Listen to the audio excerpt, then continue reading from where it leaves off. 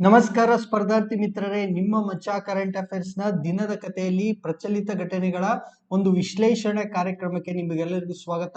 ಇವತ್ತು ಜೂನ್ 28, ಆದ್ರೆ ನಾವು ಹಿಂದಿನ ದಿವಸಗಳ ಕರೆಂಟ್ ಅಫೇರ್ಸ್ ಪೆಂಡಿಂಗ್ ಇತ್ತಲ್ಲ, ಅದನ್ನ ಫಸ್ಟ್ ಕ್ಲಿಯರ್ ಮಾಡೋಣ. ಇವತ್ತು ನಾನೇನ್ ಮಾಡ್ತಾ ಇದ್ದೀನಿ, ಜೂನ್ 23 ಮತ್ತು 24ರ ಒಂದು ಕರೆಂಟ್ ಅಫೇರ್ಸ್ ಅನ್ನ ಇವತ್ತು ಹೇಳ್ತಾ ಇದ್ದೀನಿ. ಓಕೆ, ಸೊ ಜೂನ್ 25 ಸಂಡೇ ಇತ್ತು, ಸೊ ಅದನ್ನ ಬಿಟ್ಬಿಡೋಣ. ನಾಳೆ ದಿವಸ 26 ಮತ್ತು 27ರ ಕರೆಂಟ್ ಅಫೇರ್ಸ್ ಮಾಡ್ತೀನಿ. ಅದಾದ್ಮೇಲೆ 28 ಮತ್ತು 29ರದು ಅವತ್ತು ಏನ್ ಮಾಡೋಣ, 28ನೇ ತಾರೀಕಿಗೆ ಮಾಡೋಣ. ಸೊ ಈ ರೀತಿಯಾಗಿ ನಾವೇನ್ ಮಾಡೋಣ, ಒಂದೊಂದು ದಿವಸದ್ದು 29ನೇ ತಾರೀಕಿಗೆ 28 ಮತ್ತು 29 ಮಾಡಿ 29 ಅಥವಾ 30ರೊಳಗೆ ಹಿಂದೆ ಉಳಿದಂತಹ ಎಲ್ಲಾ ಕರೆಂಟ್ ಅಫೇರ್ಸ್ ಗಳನ್ನ ಕವರ್ ಮಾಡುವಂತಹ ಒಂದು ಪ್ಲಾನ್ ಅನ್ನ ನಾನು ಮಾಡಿದ್ದೀನಿ. ಸೊ ಹಾಗಾದ್ರೆ ತಡ ಮಾಡೋದು ಬೇಡ, ಡಿಸ್ಕಷನ್ ಸ್ಟಾರ್ಟ್ ಮಾಡೋಣ.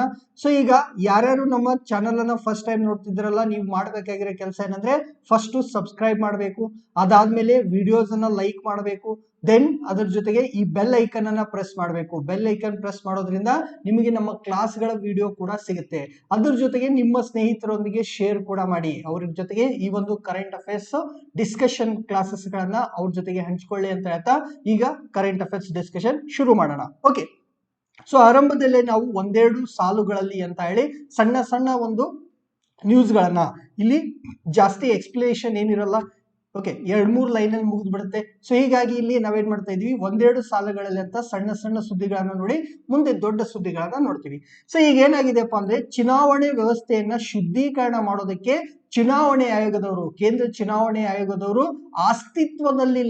ಇಲ್ಲದಂತಹ ಅಂದ್ರೆ ಇವುಗಳು ಏನಾಗಿತ್ತು, ಈ ಪಾರ್ಟಿಗಳನ್ನ ರಿಜಿಸ್ಟರ್ ಮಾಡಿದ್ರು, ಬಟ್ ಏನಿಲ್ಲ, ಅವು ಅಸ್ತಿತ್ವದಲ್ಲಿಲ್ಲ.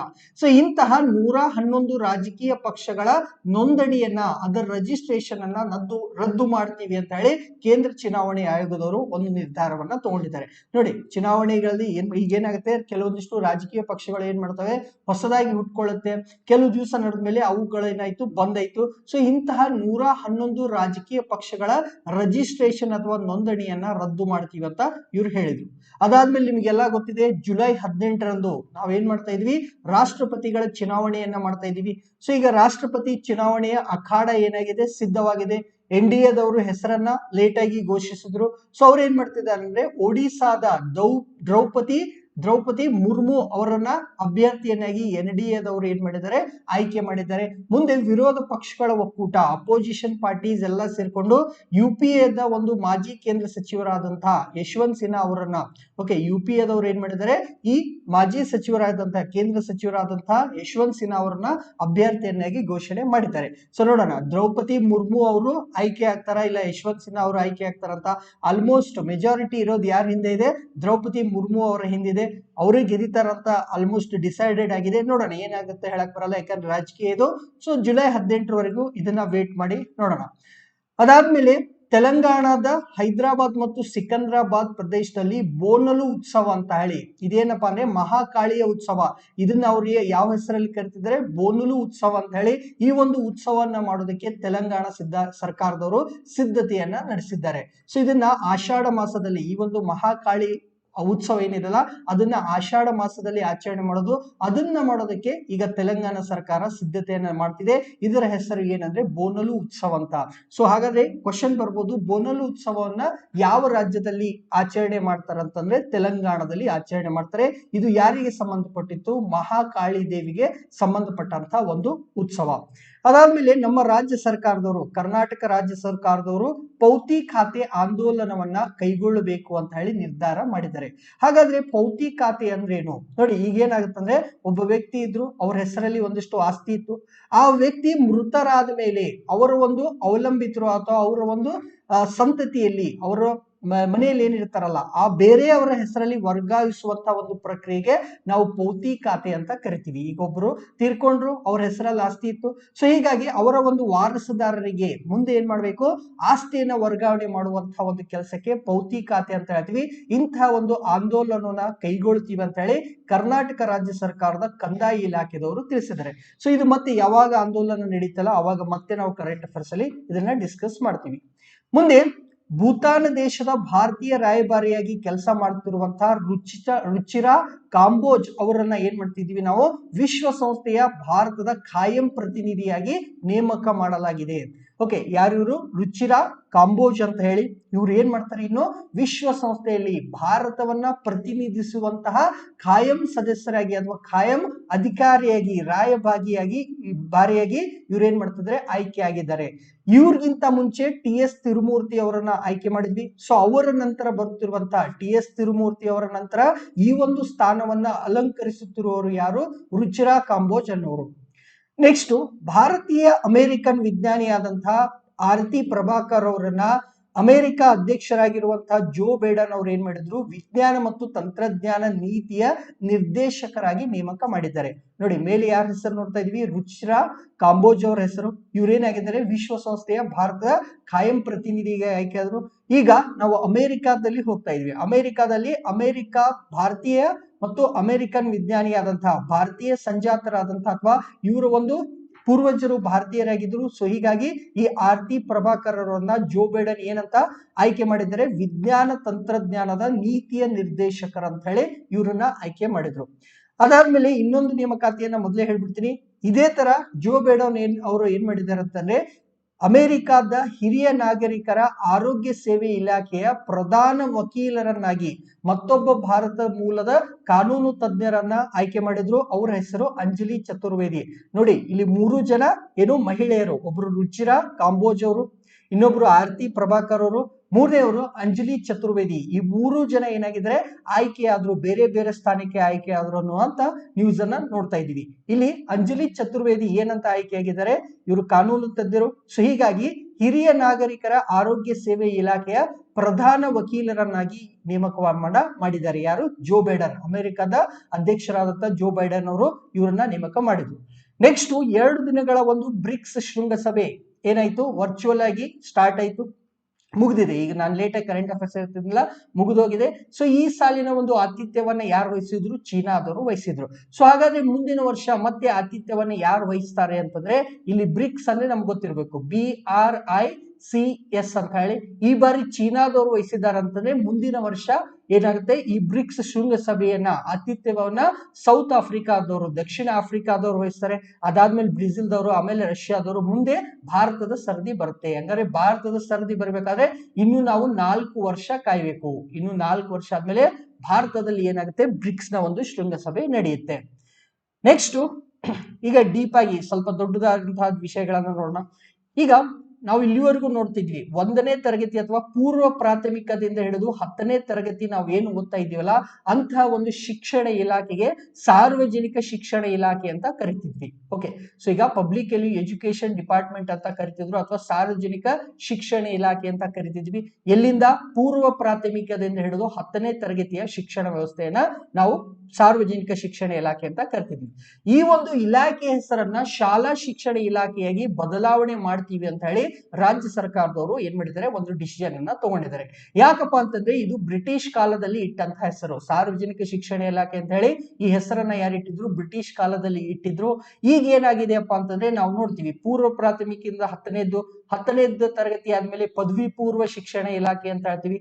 ಪದವಿ ಪೂರ್ವ ಶಿಕ್ಷಣ ಇಲಾಖೆ ಆದ್ಮೇಲೆ ಡಿಗ್ರಿ ಓದೋದಕ್ಕೆ ಪದವಿ ಶಿಕ್ಷಣ ಅಥವಾ ಕಾಲೇಜಿಯೇಟ್ ಎಜುಕೇಶನ್ ಅಂತ ಹೇಳ್ತೀವಿ. ಸೊ ಹೀಗಾಗಿ ಬೇರೆ ಬೇರೆ ಡಿಪಾರ್ಟ್ಮೆಂಟ್ ಇರೋದ್ರಿಂದ ಪದವಿ ಪೂರ್ವ ಅಂತ ಈ ತರ ಬೇರೆ ಹೆಸರು ಇರೋದ್ರಿಂದ ತನ್ನ ಒಂದು ಕಾರ್ಯಕ್ಷೇತ್ರ, ಇದರ ಕಾರ್ಯಕ್ಷೇತ್ರ ಏನು? ಪೂರ್ವ ಪ್ರಾಥಮಿಕದಿಂದ ಹಿಡಿದು 10ನೇ ತರಗತಿ. ಸೊ ಹೀಗಾಗಿ ಇದು ಶಾಲಾ ಶಿಕ್ಷಣ ಇಲಾಖೆ ಅನ್ನೋದು ಹೆಸರು ಸೂಕ್ತ ಅಂತ ಅರ್ಥ ಮಾಡಿಕೊಂಡು ಸರ್ಕಾರದವರು ಈ ಹೆಸರನ್ನ ಚೇಂಜ್ ಮಾಡಿದ್ದಾರೆ. ಅದಾದ್ಮೇಲೆ ಈಗ ಎಲ್ಲರಿಗೂ ಗೊತ್ತು, ಬಹಳಷ್ಟು ಕಡೆ ಮಳೆ ಆಗ್ತಿರ್ಬೋದು. ನಿಮ್ಮ ಊರಲ್ಲೂ ಕೂಡ ಮಳೆ ಆಗಿರ್ಬೋದು ಅಥವಾ ಮಳೆ ಆಗುವಂತಹ ಒಂದು ಮುನ್ಸೂಚನೆ ಕೂಡ ಬಂದಿರಬಹುದು. ಈಗ ಏನ್ ಮಾಡಿದೆ ಅಂತಂದ್ರೆ ಭಾರತೀಯ ಹವಾಮಾನ ಇಲಾಖೆ, ಇಂಡಿಯನ್ ಮೆಟ್ರಾಲಜಿಕಲ್ ಡಿಪಾರ್ಟ್ಮೆಂಟ್ ಅಥವಾ IMD ದವರು, ಈ ಒಂದು ಸಂಸ್ಥೆ ಏನ್ ಮಾಡಿದೆ? ಕರ್ನಾಟಕ ರಾಜ್ಯದ ಕರಾವಳಿ ಭಾಗದಲ್ಲಿ ರೆಡ್ ಅಲರ್ಟ್ ಅನ್ನ ಘೋಷಣೆ ಮಾಡಿದ್ದಾರೆ. ರೆಡ್ ಅಲರ್ಟ್ ಅಂತಂದ್ರೆ ಇಲ್ಲಿ ಏನಾಗುತ್ತೆ? ಸಿಕ್ಕಾಪಟ್ಟೆ ಮಳೆ ಆಗುತ್ತೆ. ಓಕೆ, ಈ ಕರಾವಳಿ ಭಾಗದಲ್ಲಿ ಸಿಕ್ಕಾಪಟ್ಟೆ ಮಳೆ ಆಗುವಂತ ಒಂದು ಮುನ್ಸೂಚನೆಯನ್ನ ನೀಡುವಾಗ ಏನ್ ಮಾಡ್ತಾರೆ? ಈ ರೀತಿ ಬೇರೆ ಬೇರೆ ಹೆಸರಲ್ಲಿ ಅಲರ್ಟ್ ಅಂದ್ರೆ ಎಚ್ಚರಿಕೆ. ಓಕೆ, ಕೆಂಪು ಬಣ್ಣದ ಒಂದು ಎಚ್ಚರಿಕೆ ಸಿಕ್ತು. ಎಲ್ಲಿಗೆ ಸಿಕ್ತು? ರಾಜ್ಯದ ಕರಾವಳಿ ಭಾಗಗಳಿಗೆ ಸಿಕ್ತು. ಯಾರು ಕೊಟ್ರು? ಭಾರತೀಯ ಹವಾಮಾನ ಇಲಾಖೆದವರು ಅಥವಾ ಭಾರತೀಯ ಹವಾಮಾನ ಸಂಸ್ಥೆಯವರು ಈ ಒಂದು ಅಲರ್ಟ್ ಅಥವಾ ಎಚ್ಚರಿಕೆಯನ್ನ ಕೊಟ್ಟರು. ಹಾಗಾದ್ರೆ ಬೇರೆ ಬೇರೆ ಒಂದು ಬಣ್ಣದಲ್ಲಿ ಇರುವಂತಹ ಈ ಎಚ್ಚರಿಕೆ ಅಥವಾ ಅಲರ್ಟ್ಸ್ ಗಳು ಏನು ಎಂತು ಅಂತ ನೋಡೋಣ. ಸಪೋಸ್ ಈಗ ರೆಡ್ ಅಲರ್ಟ್ ಅಥವಾ ಕೆಂಪು ಅಲರ್ಟ್ ಅಂತ ಹೇಳ್ತೀವಲ್ಲ, ಇದನ್ನ ಕೊಟ್ಟರು. ಅದರ ಬದಲಾಗಿ ಹಳದಿ ಅಲರ್ಟ್ ಅನ್ನ, ಯೆಲ್ಲೋ ಅಲರ್ಟ್ ಅಂತ ಕೊಟ್ರೆ ಏನ್ ಮಾಡ್ಬೇಕು, ಇಲ್ಲಿ ಏನಂದ್ರೆ ಕಾದು ನೋಡಿ ಅಂತ. ಈಗ ಪರಿಸ್ಥಿತಿ ಗಂಭೀರ ಆಗ್ತಿಲ್ಲ, ಸದ್ಯದ ಹವಾಮಾನ ಪರಿಸ್ಥಿತಿ ಗಂಭೀರ ಆಗಿಲ್ಲ, ಆದ್ರೆ ಮುಂದೆ ಏನಾಗ್ಬೋದು, ಈ ಹಳದಿ ಅನ್ನೋದು ಆರೆಂಜ್ ಆಗಿ ರೆಡ್ ಆಗುವಂತ ಚಾನ್ಸಸ್ ಇದೆ. ಸ್ವಲ್ಪ ಏನ್ ಮಾಡಿ, ಕಾಯ್ದು ನೋಡಿ. ಓಕೆ, ಸೊ ಇಲ್ಲಿ ಹೊರಗಡೆ ಹೆಚ್ಚು ಸುತ್ತಾಡಕ್ ಹೋಗ್ಬೇಡಿ, ಮಳೆ ಆಗುವಂತ ಚಾನ್ಸಸ್ ಇದೆ, ಸ್ವಲ್ಪ ಹೆಚ್ಚು ಕಡಿಮೆ ಆಗುವಂತ ಸಾಧ್ಯತೆ ಇದೆ ಅಂತ ಹೇಳಿದಾಗ ನಾವು ಹಳದಿ ಅಥವಾ ಯೆಲ್ಲೋ ಅಲರ್ಟ್ ಅನ್ನ ಕೊಡ್ತೀವಿ. ಅದಾದ್ಮೇಲೆ ಆರೆಂಜ್ ಅಲರ್ಟ್ ಬರುತ್ತೆ. ಇದಕ್ಕಿಂತ ಪರಿಸ್ಥಿತಿ ಗಂಭೀರ ಆದ್ರೆ ಆರೆಂಜ್ ಅಲರ್ಟ್ ಬರುತ್ತೆ. ಆರೆಂಜ್ ಅಲರ್ಟ್ ಬಂದಾಗ ಜಾಗರೂಕರಾಗಿ ಅಥವಾ ಸನ್ನದ್ಧರಾಗಿರಿ ಅಂತ. ಫಾರ್ ಎಕ್ಸಾಂಪಲ್, ತೀವ್ರವಾಗಿ ಮಳೆ ಬರ್ಬೋದು, ಬಿಸಿ ಗಾಳಿ, ಶೀತ ಗಾಳಿ, ಬಿರುಗಾಳಿ ಬರ್ಬೋದು. ಸೊ ಇದರಿಂದ ಆಸ್ತಿ ಪಾಸ್ತಿ ಹಾನಿಯಾಗುವಂತ ಚಾನ್ಸಸ್ ಇದೆ. ಅದಕ್ಕೆ ಅನಾವಶ್ಯಕವಾಗಿ ಹೊರಗೆ ಹೋಗೋದು ಇಂಥದ್ದನ್ನೆಲ್ಲ ಮಾಡಕ್ ಹೋಗ್ಬೇಡಿ ಅಂತ ಹೇಳುವಾಗ ಕಿತ್ತಳೆ ಒಂದು ಏನ್ ಹೇಳ್ತಾರೆ, ಅಲರ್ಟ್ ಅನ್ನ, ಆರೆಂಜ್ ಅಲರ್ಟ್ ಅನ್ನ ಕೊಡ್ತಾರೆ. ಯಾರು ಕೊಡ್ತಾರೆ? ಭಾರತೀಯ ಹವಾಮಾನ ಸಂಸ್ಥೆದವರು ಕೊಡ್ತಾರೆ. ಸೊ ಹಳದಿ ಅಂದ್ರೇನು, ಈಗ ಪರಿಸ್ಥಿತಿ ಗಂಭೀರ ಇಲ್ಲ, ಆದ್ರೆ ಮುಂದೆ ಹಾನಿ ಆಗ್ಬಹುದು ಅಂತ ಚಾನ್ಸಸ್ ಇದೆ ಅಂದ್ರೆ ಹಳದಿ ಬಂತು. ಈಗ ಜಾಗರೂಕರಾಗಿರ್ಬೇಕು, ಹಾನಿಯಾಗುವ ಚಾನ್ಸಸ್ ಇನ್ನೂ ಜಾಸ್ತಿ ಆಯ್ತು, ಸೊ ಅಥವಾ ನೀವು ಬೇರೆ ಕಡೆ ಹೋಗೋದಕ್ಕೆ ರೆಡಿ ಆಗಿ ಅಂತ ಹೇಳ್ಬೇಕಾದ್ರೆ ಏನ್ ಹೇಳ್ತಾರೆ, ಆರೆಂಜ್ ಅಲರ್ಟ್ ಅಂತ ಹೇಳ್ತಾರೆ. ಇದಾದ ಮೇಲೆ ಮುಂದೆ ಬರೋದು ಈಗ ಕೊಟ್ಟಿರುವಂತಹ ರೆಡ್ ಅಲರ್ಟ್. ರೆಡ್ ಅಲರ್ಟ್ ಅಲ್ಲಿ ಏನಂತಂದ್ರೆ ನೀವು ಎಚ್ಚರದಿಂದ ಇರಬೇಕು, ಕ್ರಮವನ್ನ ಕೈಗೊಳ್ಳಬೇಕು. ಅಂದ್ರೆ ಸಾಧ್ಯ ಆದ್ರೆ ನೀವು ಆ ಪ್ರದೇಶದಿಂದ ಬೇರೆ ಪ್ರದೇಶಕ್ಕೆ ಹೋಗುವುದಾಗಿದ್ರೆ ಈಗಲೇ ಹೊರಟು ಹೋಗಿ, ಯಾಕಂದ್ರೆ ಇಲ್ಲಿ ಖಂಡಿತವಾಗಿಯೂ ಓಕೆ. ಸೊ ರೆಡ್ ಅಲರ್ಟ್ ಅಂದ್ರೆ ಇಲ್ಲಿ ಡೆಫಿನೆಟ್ ಆಗಿ ಏನಾಗುತ್ತೆ, ಹಾನಿಯಾಗುವಂತ ಚಾನ್ಸಸ್ ಇರುತ್ತೆ. ಸಿಕ್ಕಾಪಟ್ಟೆ ಮಳೆ ಆಗುತ್ತೆ, ಕರಾವಳಿ ಪ್ರದೇಶ ಅಥವಾ ಈಗ ಗುಡ್ಡಗಾಡು ಪ್ರದೇಶ ಇದ್ರೆ ಇಲ್ಲಿ ಮಣ್ಣಿನ ಸವೆತ ಆಗಿ ಇಲ್ಲಿ ಗುಡ್ಡ ಕುಸಿಯುವಂತಹ ಏನಂತ ಹೇಳ್ತೀವಿ, ಲ್ಯಾಂಡ್ ಸ್ಲೈಡ್ಸ್ ಆಗುವಂತ ಒಂದು ಚಾನ್ಸಸ್ ಇರುತ್ತೆ. ಸೊ ಹೀಗಾಗಿ ನೀವು ಇಲ್ಲಿ ಚಾನ್ಸ್ ತಗೊಳ್ಬೇಡಿ. ರೆಡ್ ಅಲರ್ಟ್ ಅಂತಂದ್ರೆ ಈಗ ಕ್ರಮವನ್ನ ಕೈಗೊಳ್ಳಬೇಕು. ಇಲ್ಲಿ ಕಾಯ್ದು ನೋಡೋದಾಗ್ಲಿ ಅಥವಾ ರೆಡಿ ಆಗೋದಲ್ಲ, ರೆಡಿ ಆಗಿ ಇಲ್ಲಿ ಹೊರಗಡೆ ಹೋಗುವಂತ ಒಂದು ಎಲ್ಲಾ ಕ್ರಮವನ್ನ ನೀವು ಕೈಗೊಳ್ಬೇಕು ಅಂತ ಹೇಳ್ತೀವಿ. ಇದನ್ನ ರೆಡ್ ಅಲರ್ಟ್ ಅಂತ ಹೇಳ್ತಾರೆ. ಇದು ಬಿಟ್ಟು ಗ್ರೀನ್ ಅಲರ್ಟ್ ಅಂತ ಬರುತ್ತೆ. ಗ್ರೀನ್ ಅಲರ್ಟ್ ಅನ್ನೋದು ಇಲ್ಲ, ಆಕ್ಚುಲಿ ಗ್ರೀನ್ ಕಲರ್ ಏನಾದ್ರೂ ಕೊಟ್ರೆ, ಇಲ್ಲಿ ಅಲರ್ಟ್ ಅಂತ ಹೇಳಲ್ಲ, ಗ್ರೀನ್ಗೆ ಗ್ರೀನ್ ಸಿಗ್ನಲ್ ಏನಾದ್ರೂ ಇದ್ರೆ ಯಾವುದೇ ಒಂದು ತೊಂದರೆಯ ಮುನ್ಸೂಚನೆ ಇಲ್ಲ, ನೀವು ಆರಾಮಾಗಿರಿ ಅಂತಂದ್ರೆ ಅದು ಗ್ರೀನು. ಗ್ರೀನ್ ಇದ್ದಿದ್ದು ಏನಾಗುತ್ತೆ, ಯೆಲ್ಲೋ ಆಗುತ್ತೆ, ಯೆಲ್ಲೋ ಇದ್ದಿದ್ದು ಆರೆಂಜ್ ಆಗುತ್ತೆ, ಆರೆಂಜ್ ಇದ್ದಿದ್ದು ರೆಡ್ ಆಗುತ್ತೆ. ಸೊ ಯಾವ ರೀತಿ ಪ್ರತಿಕೂಲ ಪರಿಸ್ಥಿತಿಗಳು, ಯಾವ ರೀತಿ ಚಾಲೆಂಜಿಂಗ್ ಸಿಚುವೇಶನ್ಸ್ ಬರ್ತಲ್ಲ, ಗ್ರೀನ್ ಇದ್ದಿದ್ದೇನಾಯ್ತು, ಬಣ್ಣಗಳನ್ನ ಬದಲಾಯಿಸ್ತಾ ಕೊನೆಯ ಒಂದು ಮುನ್ಸೂಚನೆ ಯಾವ್ದಾಗುತ್ತೆ, ರೆಡ್ ಅಲರ್ಟ್ ಅಥವಾ ಕೆಂಪು ಒಂದು ಮುನ್ಸೂಚನೆ ಆಗುತ್ತೆ. ಅದನ್ನೇ ಈಗ IMD ದವರು ಕರಾವಳಿ ಪ್ರದೇಶಕ್ಕೆ ಕೊಟ್ಟರು. ಅದಾದ್ಮೇಲೆ ಮುಂದಿನ ನ್ಯೂಸ್, ಚಿನ್ನವನ್ನ ಮರುಬಳಕೆ ಮಾಡುವಂತಹ ಒಂದು ಏನು ವ್ಯವಸ್ಥೆಯಲ್ಲಿ ಅಥವಾ ಈ ಒಂದು ಚಿನ್ನವನ್ನ ಮರುಬಳಕೆ ಮಾಡುವಲ್ಲಿ ಭಾರತ 4ನೇ ಸ್ಥಾನದಲ್ಲಿ ಇದೆ ಅಂತ ಹೇಳಿ ವಿಶ್ವ ಚಿನ್ನ ಮಂಡಳಿ ಅಥವಾ ವರ್ಲ್ಡ್ ಗೋಲ್ಡ್ ಕೌನ್ಸಿಲ್ ಅವರು ಒಂದು ವರದಿಯನ್ನ ಕೊಟ್ಟರು. ನಾವು ಮೊದಲೇ ಭಾರತೀಯರು ಹೌದಾ, ಗೋಲ್ಡ್ ಎಷ್ಟೇ ವರ್ಷ ಹಿಂದೆ ಆಗಿರ್ಲಿ ಅದನ್ನ ಏನ್ ಮಾಡ್ತೀವಿ, ಶುದ್ಧೀಕರಣ ಮಾಡ್ತೀವಿ, ಅದನ್ನ ಮರುಬಳಕೆ ಮಾಡ್ತೀವಿ. ಸೊ ಈ ರೀತಿ ಚಿನ್ನವನ್ನ ಶುದ್ಧೀಕರಣ ಮಾಡೋದಾಗ್ಲಿ ಅಥವಾ ಅದನ್ನ ಮರುಬಳಕೆ ಮಾಡುವಂತಹ ಒಂದು ಕ್ರಿಯೆಯಲ್ಲಿ ಇದನ್ನ ಕುರಿತು ವರದಿಯಲ್ಲಿ ವಿಶ್ವ ಚಿನ್ನದ ಮಂಡಳಿಯವರು ಈ ಒಂದು ಸ್ಥಾನ 4ನೇ ಸ್ಥಾನವನ್ನ ಭಾರತಕ್ಕೆ ಕೊಟ್ಟಿದ್ರು. ಸೊ ಹಾಗಾದ್ರೆ ಏನಿದು ವರ್ಲ್ಡ್ ಗೋಲ್ಡ್ ಕೌನ್ಸಿಲ್ ಅಥವಾ ಚಿನ್ನ ಏನಂತ ಹೇಳ್ತೀವಿ, ವಿಶ್ವ ಚಿನ್ನ ಮಂಡಳಿ ಅಂದ್ರೆ ಏನು ಅನ್ನೋದನ್ನ ನಾವು ಸ್ವಲ್ಪ ನೋಡೋಣ. ಸೊ ಚಿನ್ನದ ಉದ್ಯಮದ ಮಾರುಕಟ್ಟೆಯನ್ನ ವಿಸ್ತರಣೆ ಮಾಡೋದಕ್ಕೆ, ಈಗ ಚಿನ್ನದ ಒಂದು ಇಂಡಸ್ಟ್ರಿ ಇದೆಯಲ್ಲ, ಆ ಒಂದು ಕೈಗಾರಿಕೆ ಏನಾಗಬೇಕು, ವಿಸ್ತರಣೆ ಆಗಬೇಕು. ಜಗತ್ತಿನ ಎಲ್ಲಾ ಪ್ರದೇಶಗಳಲ್ಲಿ ಈ ಚಿನ್ನದ ಆಭರಣಗಳು ಅಥವಾ ಚಿನ್ನದ ಮಾರಾಟ ನಡೀಬೇಕು. ಸೊ ಈ ಒಂದು ಉದ್ದೇಶದಿಂದ ಹುಟ್ಟಿಕೊಂಡಂತಹ ಒಂದು ಸಂಸ್ಥೆಗೆ ವಿಶ್ವ ಚಿನ್ನ ಮಂಡಳಿ ಅಂತ ಕರಿತೀವಿ. ಇದೇನಪ್ಪಾ ಅಂದ್ರೆ ಲಾಭ ಉದ್ದೇಶ ಹೊಂದಿರದ ನಾನ್ ಪ್ರಾಫಿಟ್ ಆರ್ಗನೈಸೇಷನ್. ಇಲ್ಲಿ ಇವರಿಗೆ ಲಾಭ ಬೇಕಾಗಿಲ್ಲ, ಚಿನ್ನದ ಮಾರ್ಕೆಟ್ ಸ್ಪ್ರೆಡ್ ಆಗ್ಬೇಕು, ಜಗತ್ತಿನ ಎಲ್ಲಾ ಪ್ರದೇಶಗಳಲ್ಲಿ ಚಿನ್ನ ಮಾರಾಟ ಆಗ್ಬೇಕು ಅನ್ನುವಂತಹ ದೃಷ್ಟಿಯಿಂದ, ಯಾವುದೇ ಲಾಭ ಬೇಡ ಅಂತ ಹೇಳಿ ಲಾಭವನ್ನ ಹೊಂದುವ ದೃಷ್ಟಿ ಇಲ್ಲದೆ ಹುಟ್ಟಿಕೊಂಡಂತಹ ಒಂದು ಸಂಸ್ಥೆಗೆ ವಿಶ್ವ ಚಿನ್ನ ಮಂಡಳಿ ಅಂತ ಹೇಳ್ತೀವಿ. ಇದರ ಒಂದು ಕೇಂದ್ರ ಕಚೇರಿ ಲಂಡನ್ ನಲ್ಲಿದೆ. ಇದರ ಒಂದು ಸದಸ್ಯರು ಯಾರು ಅಂತಂದ್ರೆ 32 ಚಿನ್ನದ ಗಣಿಗಾರಿಕೆ ನಡೆಸುವಂತಹ ಒಂದು ಕಂಪನಿಗಳು. ಸೊ ಜಗತ್ತಿನಲ್ಲಿ ಇರುವಂತಹ 32 ದೊಡ್ಡ ಚಿನ್ನದ ಗಣಿಗಾರಿಕೆ ನಡೆಸುವಂತಹ ಕಂಪನಿಗಳು ಇದರ ಸದಸ್ಯರಾಗಿದ್ದಾರೆ. ಸೊ ಇವ್ರು ಏನ್ ಮಾಡಿದ್ರು, ಒಂದು ವರದಿಯನ್ನ ಕೊಟ್ಟರು. ಯಾವುದ್ರ ಬಗ್ಗೆ, ಚಿನ್ನದ ಶುದ್ಧೀಕರಣ ಮತ್ತು ಮರುಬಳಕೆ ಬಗ್ಗೆ ವರದಿಯನ್ನ ಕೊಟ್ಟರು. ಅದರಲ್ಲಿ 4ನೇ ಸ್ಥಾನದಲ್ಲಿ ಭಾರತ ಇದೆ ಅಂತ ನಾವು ನೋಡಿದ್ವಿ. ಸೊ ಫಸ್ಟ್ ಸೆಕೆಂಡ್ ಥರ್ಡ್ ತಲೆ ಕೆಡ್ಸ್ಕೊಳಕ್ ಹೋಗ್ಬಿಡಿ, ಅವಷ್ಟು ಇಂಪಾರ್ಟೆಂಟ್ ಆಗಲ್ಲ, ಸುಮ್ನೆ ಗೊತ್ತಿರ್ಲಿ ಅಂತ ನಮ್ಮ ದೇಶದ್ದು ಅದನ್ನ ನಾನು ಹೇಳಿದೆ. ಅದಾದ್ಮೇಲೆ ಮೊನ್ನೆ ದಿವಸನೂ ನಾವು ಇದನ್ನ ಡಿಸ್ಕಸ್ ಮಾಡಿದ್ವಿ. ಮಲೆ ಮಹದೇಶ್ವರ ಅರಣ್ಯ ಪ್ರದೇಶದಲ್ಲಿ ಏನ್ ನಡೀತಿಲ್ಲ, ಇಲ್ಲಿ ರಸ್ತೆ ಸಾರಿಗೆ ಸರಿಯಾಗಿಲ್ಲ, ಇಲ್ಲಿ ಸಂಪರ್ಕಗಳು ಬಹಳಷ್ಟು ನಡೀತಿಲ್ಲ. ಸೊ ಹೀಗಾಗಿ ಸರ್ಕಾರದವರು ಏನ್ ಮಾಡಿದ್ರು, ಜನ ವನ ಸೇತುವೆ ಅನ್ನುವಂತಹ ಒಂದು ಕಾರ್ಯಕ್ರಮವನ್ನ ಹಮ್ಮಿಕೊಳ್ತಾರೆ ಅಂತ ಹೇಳಿ ನಾವು ಮೊದಲೇ ಇದನ್ನ ಹಿಂದಿನ ದಿವಸ ಮಾತಾಡಿದ್ವಿ.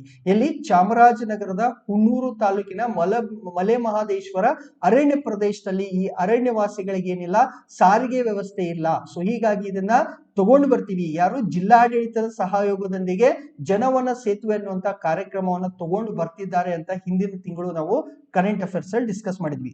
ಸೊ ಈಗ ಏನ್ ಮಾಡಿದ್ದಾರೆ, ಈ ಕಾರ್ಯಕ್ರಮವನ್ನ ಜಾರಿಗೆ ತಗೊಂಡು ಬಂದಿದ್ದಾರೆ. ಮೊದಲು ಇದನ್ನ ತರ್ತೀವಿ ಅಂತ ಸರ್ಕಾರದವ್ರು ಹೇಳಿದ್ರು, ಜಿಲ್ಲಾಡಳಿತ ಹೇಳಿತ್ತು. ಈಗ ಈ ಕಾರ್ಯಕ್ರಮ ಸ್ಟಾರ್ಟ್ ಆಗಿದೆ. ಏನ್ ಮಾಡಿದ್ದಾರೆ ಜನವನ ಸೇತುವೆ ಎನ್ನುವಂತ ಕಾರ್ಯಕ್ರಮದಲ್ಲಿ ಅಂತಂದ್ರೆ, ಇಲ್ಲಿ 6 SUV ಗಳನ್ನ ಜಿಲ್ಲಾಡಳಿತ ಏನ್ ಮಾಡಿತ್ತು, ಕರ್ನಾಟಕ ಸರ್ಕಾರದ ಅರಣ್ಯ ಇಲಾಖೆ ಮತ್ತು ಜಿಲ್ಲಾಡಳಿತ ಎರಡೂ ಸೇರ್ಕೊಂಡು ಏನ್ ಮಾಡಿದ್ದಾರೆ, 6 SUV ಗಳನ್ನ ಖರೀದಿ ಮಾಡಿದ್ದಾರೆ. ಈ SUV ಅಂತಂದ್ರೆ ಇಂತಹ ಒಂದು ಸ್ಪೋರ್ಟ್ಸ್ ಯುಟಿಲಿಟಿ ವೆಹಿಕಲ್ ಅಂತ ಹೇಳ್ತೀವಿ, ಇಂಥ ವಾಹನಗಳನ್ನ ಖರೀದಿ ಮಾಡಿದ್ರು. ಸೊ ಈ ವಾಹನಗಳನ್ನ ಎದಕ್ ಬಳಸ್ತಾರೆ, ಫಾರ್ ಎಕ್ಸಾಂಪಲ್ ಶಾಲೆಗೆ ಮಕ್ಕಳನ್ನ ಕಳಿಸೋದಕ್ಕೆ, ಆಂಬ್ಯುಲೆನ್ಸ್ ಆಗಿ, ಅಥವಾ ಇಲ್ಲಿಂದ ಬೇರೆ ಊರಿಗೆ ಹೋಗ್ಬೇಕಾದ್ರೆ ಸಾರಿಗೆ ವಾಹನವಾಗಿ, ಅಥವಾ ಪಡಿತರವನ್ನ ತಲುಪಿಸುವಂತ ವಾಹನವಾಗಿ, ಹೀಗೆ ಬಹುಪಯೋಗವಾಗಿ ಇದು ಕೆಲಸ ಮಾಡಲಿದೆ. ಸೊ ಈಗೇನು 6 SUV ಗಳನ್ನ ತಗೊಂಡ್ ಬಂದ್ರಲ್ಲ, ಇಂತಹ ಒಂದು ಅರಣ್ಯವಾಸಿಗಳಿಗೆ ಇದು ವರದಾನ. ಓಕೆ, ಇಲ್ಲಿ ಬಸ್ ಓಡಿಸುವಂತ ಅವಶ್ಯಕತೆ ಇಲ್ಲ, 6 SUV ಗಳೇ ಇದ್ರೆ ಸಾಕು. ಅದರ ಮೂಲಕ ಏನ್ ಮಾಡ್ತಿದ್ದಾರೆ ನೋಡಿ, ಮಕ್ಕಳು ಶಾಲೆಗೆ ಹೋಗ್ತಿದ್ದಾರೆ. ಓಕೆ, ಇಲ್ಲಿ ಆಂಬ್ಯುಲೆನ್ಸ್ ತರ ಇದರಲ್ಲೇ ರೋಗಿಗಳನ್ನ ನಾವು ಟ್ರಾನ್ಸ್ಫರ್ ಮಾಡ್ತಾ ಇದೀವಿ. ಸಾರಿಗೆ ಒಂದ್ ಕಡೆಯಿಂದ ಇನ್ನೊಂದ್ ಕಡೆ ಹೋಗ್ಬೇಕಾದ್ರೆ ಇವುಗಳನ್ನೇ ಬಳಸ್ಕೊತಿದ್ರೆ, ಮತ್ತು ಪಡಿತರವನ್ನ ತಲುಪಿಸೋಕ್ಕೂ ಕೂಡ ಇವುಗಳನ್ನ ಪಡಿತರ ವಾಹನವಾಗಿ ಉಪಯೋಗ ಮಾಡ್ತಿದ್ದಾರೆ. ಸೊ ಈ ಒಂದು ವಾಹನಗಳು 24x7 ಕೆಲಸ ಮಾಡುತ್ತೆ. ಇದು ಬಹಳ ಇಂಪಾರ್ಟೆಂಟ್. ಯಾಕಂದ್ರೆ ಈಗ ಆಂಬ್ಯುಲೆನ್ಸ್ ತರ ಕೆಲಸ ಮಾಡ್ಬೇಕಾದ್ರೆ 24x7 ಇರ್ಲೇಬೇಕು. ಯಾರೋ ಸಾರಿಗೆಗೆ ಎಲ್ಲೋ ಹೊರಗಡೆ ಹೋಗ್ಬೇಕಾದ್ರೆ 24x7 ಇದ್ರೆ ಬಹಳಷ್ಟು ಒಳ್ಳೇದಾಗುತ್ತೆ. ಸೊ ಇದು ಸಣ್ಣ ನ್ಯೂಸು. ಜನ ವನ ಸೇತುವೆ ಎನ್ನುವಂತ ಕಾರ್ಯಕ್ರಮ ಯಾರು ತಗೊಂಡ್ ಬಂದ್ರು, ಅರಣ್ಯ ಇಲಾಖೆ ಮತ್ತು ಜಿಲ್ಲಾಡಳಿತ ಇಬ್ರು ಸೇರ್ಕೊಂಡು ತಗೊಂಡ್ ಬಂದ್ರು. ಯಾಕೆ ತಗೊಂಡ್ ಬಂದ್ರು ಅಂದ್ರೆ, ಅರಣ್ಯವಾಸಿಗಳಿಗೆ ಸಾರಿಗೆ ವ್ಯವಸ್ಥೆಯನ್ನ ಕಲ್ಪಿಸೋದಕ್ಕೆ ಇದನ್ನ ತಗೊಂಡ್ ಬಂದ್ರು. 6 SUV ಗಳನ್ನ ಖರೀದಿ ಮಾಡಿದ್ರು. ಇದರಿಂದ ಬಹಳಷ್ಟು ಉಪಯೋಗಗಳು ಆಗ್ತಿದೆ ಅಂತ ಹೇಳಿ ನಾವು ನೋಡಿದ್ವಿ. ನೆಕ್ಸ್ಟ್ G7 ಶೃಂಗಸಭೆ ಬಗ್ಗೆ. ಓಕೆ, ಸೊ G7 ಶೃಂಗಸಭೆಗೆ ಪಾಲ್ಗೊಳ್ಳೋದಕ್ಕೆ ನಮ್ಮ ಪ್ರಧಾನಿಗಳು ಏನ್ ಮಾಡಿದ್ದಾರೆ, ಜರ್ಮನಿಯ ಪ್ರವಾಸಕ್ಕೆ ಈಗ ಪ್ರವಾಸವನ್ನ ಕೈಗೊಳ್ಳಿದ್ದಾರೆ ಅಂತ ನೋಡ್ತಾ ಇದೀವಿ. G7 ಅನ್ನೋದೇನು, ಇದು G7 ಬಗ್ಗೆ ನೋಡೋಣ. ಈಗ ಪ್ರವಾಸ ಆದ್ಮೇಲೆ ಈಗ ಪ್ರಧಾನಿಗಳು ಹೋಗ್ತಾ ಇದ್ದಾರೆ ಅನ್ನೋದನ್ನ ಇಷ್ಟೇ ನೋಡ್ತಾ ಇದೀವಿ. ಒಂದ್ಸಾರಿ ಪ್ರಧಾನಿಗಳು ಜರ್ಮನಿ ಪ್ರವಾಸಕ್ಕೆ ಹೋಗಿ ಬಂದ ಮೇಲೆ ಅಲ್ಲಿ ಏನಾದ್ರೂ ಪರೀಕ್ಷೆಯ ದೃಷ್ಟಿಯಿಂದ ಇಂಪಾರ್ಟೆಂಟ್ ಇದ್ರೆ G7 ಅಲ್ಲಿ ಪ್ರಧಾನಿಗಳು ಹೋಗಿ ಈ ವಿಚಾರವಾಗಿ ಮಾತಾಡಿದ್ರು ಅನ್ನೋದನ್ನ ನೋಡೋಣ. ಒಂದ್ ವೇಳೆ ಅದು ಇಂಪಾರ್ಟೆಂಟ್ ಇಲ್ಲ ಅಂತಂದ್ರೆ ಅದನ್ನ ಬಿಡೋಣ. ಓಕೆ, ಸೊ ಈಗ ನೋಡ್ತಾ ಇರೋದನ್ನು G7 ಅನ್ನುವಂತಹ ಒಂದು ಶೃಂಗಸಭೆಗೆ ಪಾಲ್ಗೊಳ್ಳೋದಕ್ಕೆ ನಮ್ಮ ಪ್ರಧಾನಿಗಳು ಜರ್ಮನಿಯ ಪ್ರವಾಸ ಕೈಗೊಳ್ಳಲಿದ್ದಾರೆ ಅಂತ ಒಂದು ನ್ಯೂಸ್ ಇದೆ. ಸೊ ಇಲ್ಲಿ ಏನಾಗುತ್ತಪ್ಪ ಅಂತಂದ್ರೆ, G7 ಅಂದ್ರೆ ಏನು ಅನ್ನೋದನ್ನ ನಾವು ಇವತ್ತು ಅರ್ಥ ಮಾಡ್ಕೊಳ್ಳೋಣ. G7 ಅಂತಂದ್ರೆ ಅಭಿವೃದ್ಧಿ ಹೊಂದಿದ ರಾಷ್ಟ್ರಗಳ ಒಂದು ಗುಂಪು, 7 ದೇಶಗಳು. ಓಕೆ, ಅಭಿವೃದ್ಧಿ ಹೊಂದಿದಂತಹ 7 ದೇಶಗಳ ಗುಂಪಿಗೆ ನಾವು ಗ್ರೂಪ್ ಆಫ್ 7 ಅಥವಾ ಗ್ರೂಪ್ 7 ಅಂತ, G7 ಅಂದ್ರೆ ಗ್ರೂಪ್ ಆಫ್ 7 ಅಂತ ಹೇಳಿ. ಸೊ ಇವೆಲ್ಲ ಏನು, ಅಭಿವೃದ್ಧಿ ಹೊಂದಿದಂತಹ ಡೆವಲಪ್ಡ್ ಕಂಟ್ರೀಸ್ ದ ಒಂದು ಏನು ಗ್ರೂಪ್. ಇದು ಎಂಥ ಗ್ರೂಪ್ ಅಂತಂದ್ರೆ ಅನೌಪಚಾರಿಕ ಒಕ್ಕೂಟ. ಅನೌಪಚಾರಿಕ ಒಕ್ಕೂಟ ಅಂತಂದ್ರೆ ಏನು, ಇಲ್ಲಿ ಯಾವುದೇ ರೀತಿಯಾದಂತಹ ಪ್ರಧಾನ ಕಚೇರಿ ಆಗ್ಲಿ, ಓಕೆ, ಸೊ ಇಲ್ಲಿ ನೋಡ್ತೀವಿ ಯಾವುದೇ ಒಂದು ಸಂಸ್ಥೆ, ಯಾವುದೇ ಒಂದು ಆರ್ಗನೈಸೇಷನ್ ಬಗ್ಗೆ ನೋಡಿದ್ರೆ, ಯಾವುದೇ ಒಂದು ಏನಂತ ಹೇಳ್ತೀವಿ ಗುಂಪಿನ ಬಗ್ಗೆ ನೋಡಿದ್ರೆ, ಆ ಒಂದು ಸಂಸ್ಥೆಯ ಪ್ರಧಾನ ಕಚೇರಿ ಅಂತ ಇರುತ್ತೆ, ಅಲ್ಲಿ ಜನರಲ್ ಸೆಕ್ರೆಟರಿ ಅಂತ ಇರ್ತಾರೆ, ಅಲ್ಲೊಂದು ಆಫೀಸ್ ಇರುತ್ತೆ. ಈ ರೀತಿ ಯಾವುದೇ ರೀತಿಯಾದಂತಹ ಒಂದು ಪ್ರಧಾನ ಕಚೇರಿಯನ್ನ ಹೊಂದದೇ ಇರುವಂತಹ ಸಂಸ್ಥೆಗೆ ನಾವೇನಂತ ಹೇಳ್ತಿದ್ವಿ, ಅನೌಪಚಾರಿಕ ಅಥವಾ ಇನ್ಫಾರ್ಮಲ್ ಅಂತ ಕರಿತೀವಿ. ಓಕೆ, ಸೊ ಇಲ್ಲಿ ಇನ್ಫಾರ್ಮಲ್ ಆಗಿ ಮೀಟ್ ಆಗೋದು, ಇಲ್ಲಿ ಯಾವುದೇ ರೀತಿಯಾದಂತಹ ಒಂದು ಏನಿರಲ್ಲ, ಕಟ್ಟುಪಾಡು ಅಥವಾ ನಿಯಮಾವಳಿಗಳಿರಲ್ಲ. ಇದೇ 7 ದೇಶಗಳು ಏನ್ ಮಾಡಿದ್ದೇವೆ, ಅನೌಪಚಾರಿಕವಾಗಿ ಈ ಒಂದು ಒಕ್ಕೂಟವನ್ನ ಹುಟ್ಟು ಹಾಕಿದ್ವು. ಸೊ ಹಾಗಾದ್ರೆ G7 ನಲ್ಲಿರುವಂತಹ 7 ರಾಷ್ಟ್ರಗಳು ಯಾವುವು ಅಂತಂದ್ರೆ, ಒಂದು ಫ್ರಾನ್ಸು, ಇನ್ನೊಂದು ಜರ್ಮನಿ, ಇನ್ನೊಂದು ಇಟಲಿ, ಇನ್ನೊಂದು ಯುನೈಟೆಡ್ ಕಿಂಗ್ಡಮ್, ಅದಾದ್ಮೇಲೆ ಜಪಾನು, USA ಮತ್ತೆ ಕೆನಡಾ. ಓಕೆ, ಸೊ ಇದೇ 7 ದೇಶಗಳು, prawns, Russia, Italy, United Kingdom, Japan, America ಮತ್ತು ಕೆನಡಾ, ಈ ದೇಶಗಳು ಸೇರಿಕೊಂಡು ಹುಟ್ಟಿಸಿದಂತ ಅಥವಾ ಇದರಿಂದ ಹುಟ್ಟಿದಂತಹ ಒಂದು ಅನೌಪಚಾರಿಕ ಒಕ್ಕೂಟಕ್ಕೆ ನಾವು G7 ಅಂತ ಕರಿತೀವಿ. ಸೊ ಏನಾಗುತ್ತೆ, ಇದು 1973 ಟೈಮಲ್ಲಿ ತೈಲ ಬಿಕ್ಕಟ್ಟು ಅಂತ ಹೇಳ್ತೀವಿ, ಆಯಿಲ್ ಕ್ರೈಸಿಸ್ ಅಂತ ಹೇಳ್ತಾರೆ. ಅವಾಗ ಈ ಒಂದು ಸಮಯದಲ್ಲಿ ತೈಲದ ಲಭ್ಯತೆ ಕಡಿಮೆ ಆಗಿತ್ತು. ಸೊ ಇಂತಹ ಒಂದು ತೈಲ ಬಿಕ್ಕಟ್ಟಿನ ಸಂದರ್ಭದಲ್ಲಿ ಇದಕ್ಕೆ ಚಾಲನೆ ನೀಡಲಾಗಿತ್ತು. ಸ್ಟಾರ್ಟಿಂಗ್ ಅಲ್ಲಿ ಏನಿರುತ್ತೆ, ಇಲ್ಲಿ G6 ಅಂತ 6 ರಾಷ್ಟ್ರಗಳಿದ್ವು, ಕೆನಡಾ ಇದರಲ್ಲಿ ಇರಲಿಲ್ಲ. ನಂತರ ಇದರಲ್ಲಿ 6 ರಾಷ್ಟ್ರಗಳಿದ್ರಲ್ಲ 76ರಲ್ಲಿ 73ರಲ್ಲಿ 6 ರಾಷ್ಟ್ರಗಳು, ಈ ಅಭಿವೃದ್ಧಿ ಹೊಂದಿದಂತ 6 ರಾಷ್ಟ್ರಗಳು ಈ ಗುಂಪನ್ನ ಅನೌಪಚಾರಿಕ ಒಕ್ಕೂಟವನ್ನು ಸ್ಟಾರ್ಟ್ ಮಾಡಿದ್ವು. ಇದರಲ್ಲಿ ಮತ್ತೊಂದು ಅಭಿವೃದ್ಧಿ ಹೊಂದಿದ ದೇಶವಾದ ಕೆನಡಾ ಏನಾಗುತ್ತೆ 1976ರಲ್ಲಿ ಈ ಕೂಟದ ಭಾಗವಾಗಿ ಇದು G7 ಅಂತ ಫಾರ್ಮ್ ಆಗುತ್ತೆ. ಅದಾದ್ಮೇಲೆ 1997ರಲ್ಲಿ 1997 ಅಲ್ಲಿ ಈ ಒಕ್ಕೂಟಕ್ಕೆ ಮತ್ತೊಂದು ಅಭಿವೃದ್ಧಿ ಹೊಂದಿದ ರಾಷ್ಟ್ರವಾದಂತಹ ರಷ್ಯಾದವರು ಕೂಡ ಸೇರ್ಕೊಂಡ್ರು. ಅವಾಗ ಇದೇನಾಯ್ತು G7 ಹೋಗಿ G8 ಆಗಿತ್ತು. ಸ್ವಲ್ಪ ಸಮಯದವರೆಗೆ ಇದು G7 ಇದ್ದಿದ್ದು G8 ಅಂತ ಆಗಿತ್ತು. ಮುಂದೆ ಏನಾಗುತ್ತೆ 2018ರಲ್ಲಿ ಕ್ರಿಮಿಯಾದ ಮೇಲೆ, ಅಂದ್ರೆ ಈಗ ಉಕ್ರೇನ್ ನಾವು ನೋಡ್ತಾ ಇದ್ವಿ, ಇಲ್ಲಿ ಒಂದ್ ಕಡೆ ಏನಿದೆ, ಒಂದ್ ಕಡೆ ಉಕ್ರೇನ್ ಇದೆ, ಇನ್ನೊಂದ್ ಕಡೆ ರಷ್ಯಾ ಇದೆ. ಉಕ್ರೇನಿನ ಭಾಗವಾಗಿದ್ದಂತಹ ಈ ಕ್ರಿಮಿಯಾವನ್ನ ರಷ್ಯಾದವರು ಏನ್ ಮಾಡಿದ್ರು, ವಶಪಡಿಸ್ಕೊಂಡ್ರೆ ಸುಮ್ಮನೆ ವಶಪಡಿಸ್ಕೊಳ್ಳಿಲ್ಲ. ಇಲ್ಲಿ ಕ್ರಿಮಿಯಾದಲ್ಲಿ ಒಂದು ಮತ ನಡೆಯುತ್ತೆ, ಜನಾಭಿಪ್ರಾಯವನ್ನ ಸಂಗ್ರಹಣೆ ಮಾಡಲಾಗುತ್ತೆ, ರೆಫರೆಂಡಮ್ ನಡೆಯುತ್ತೆ.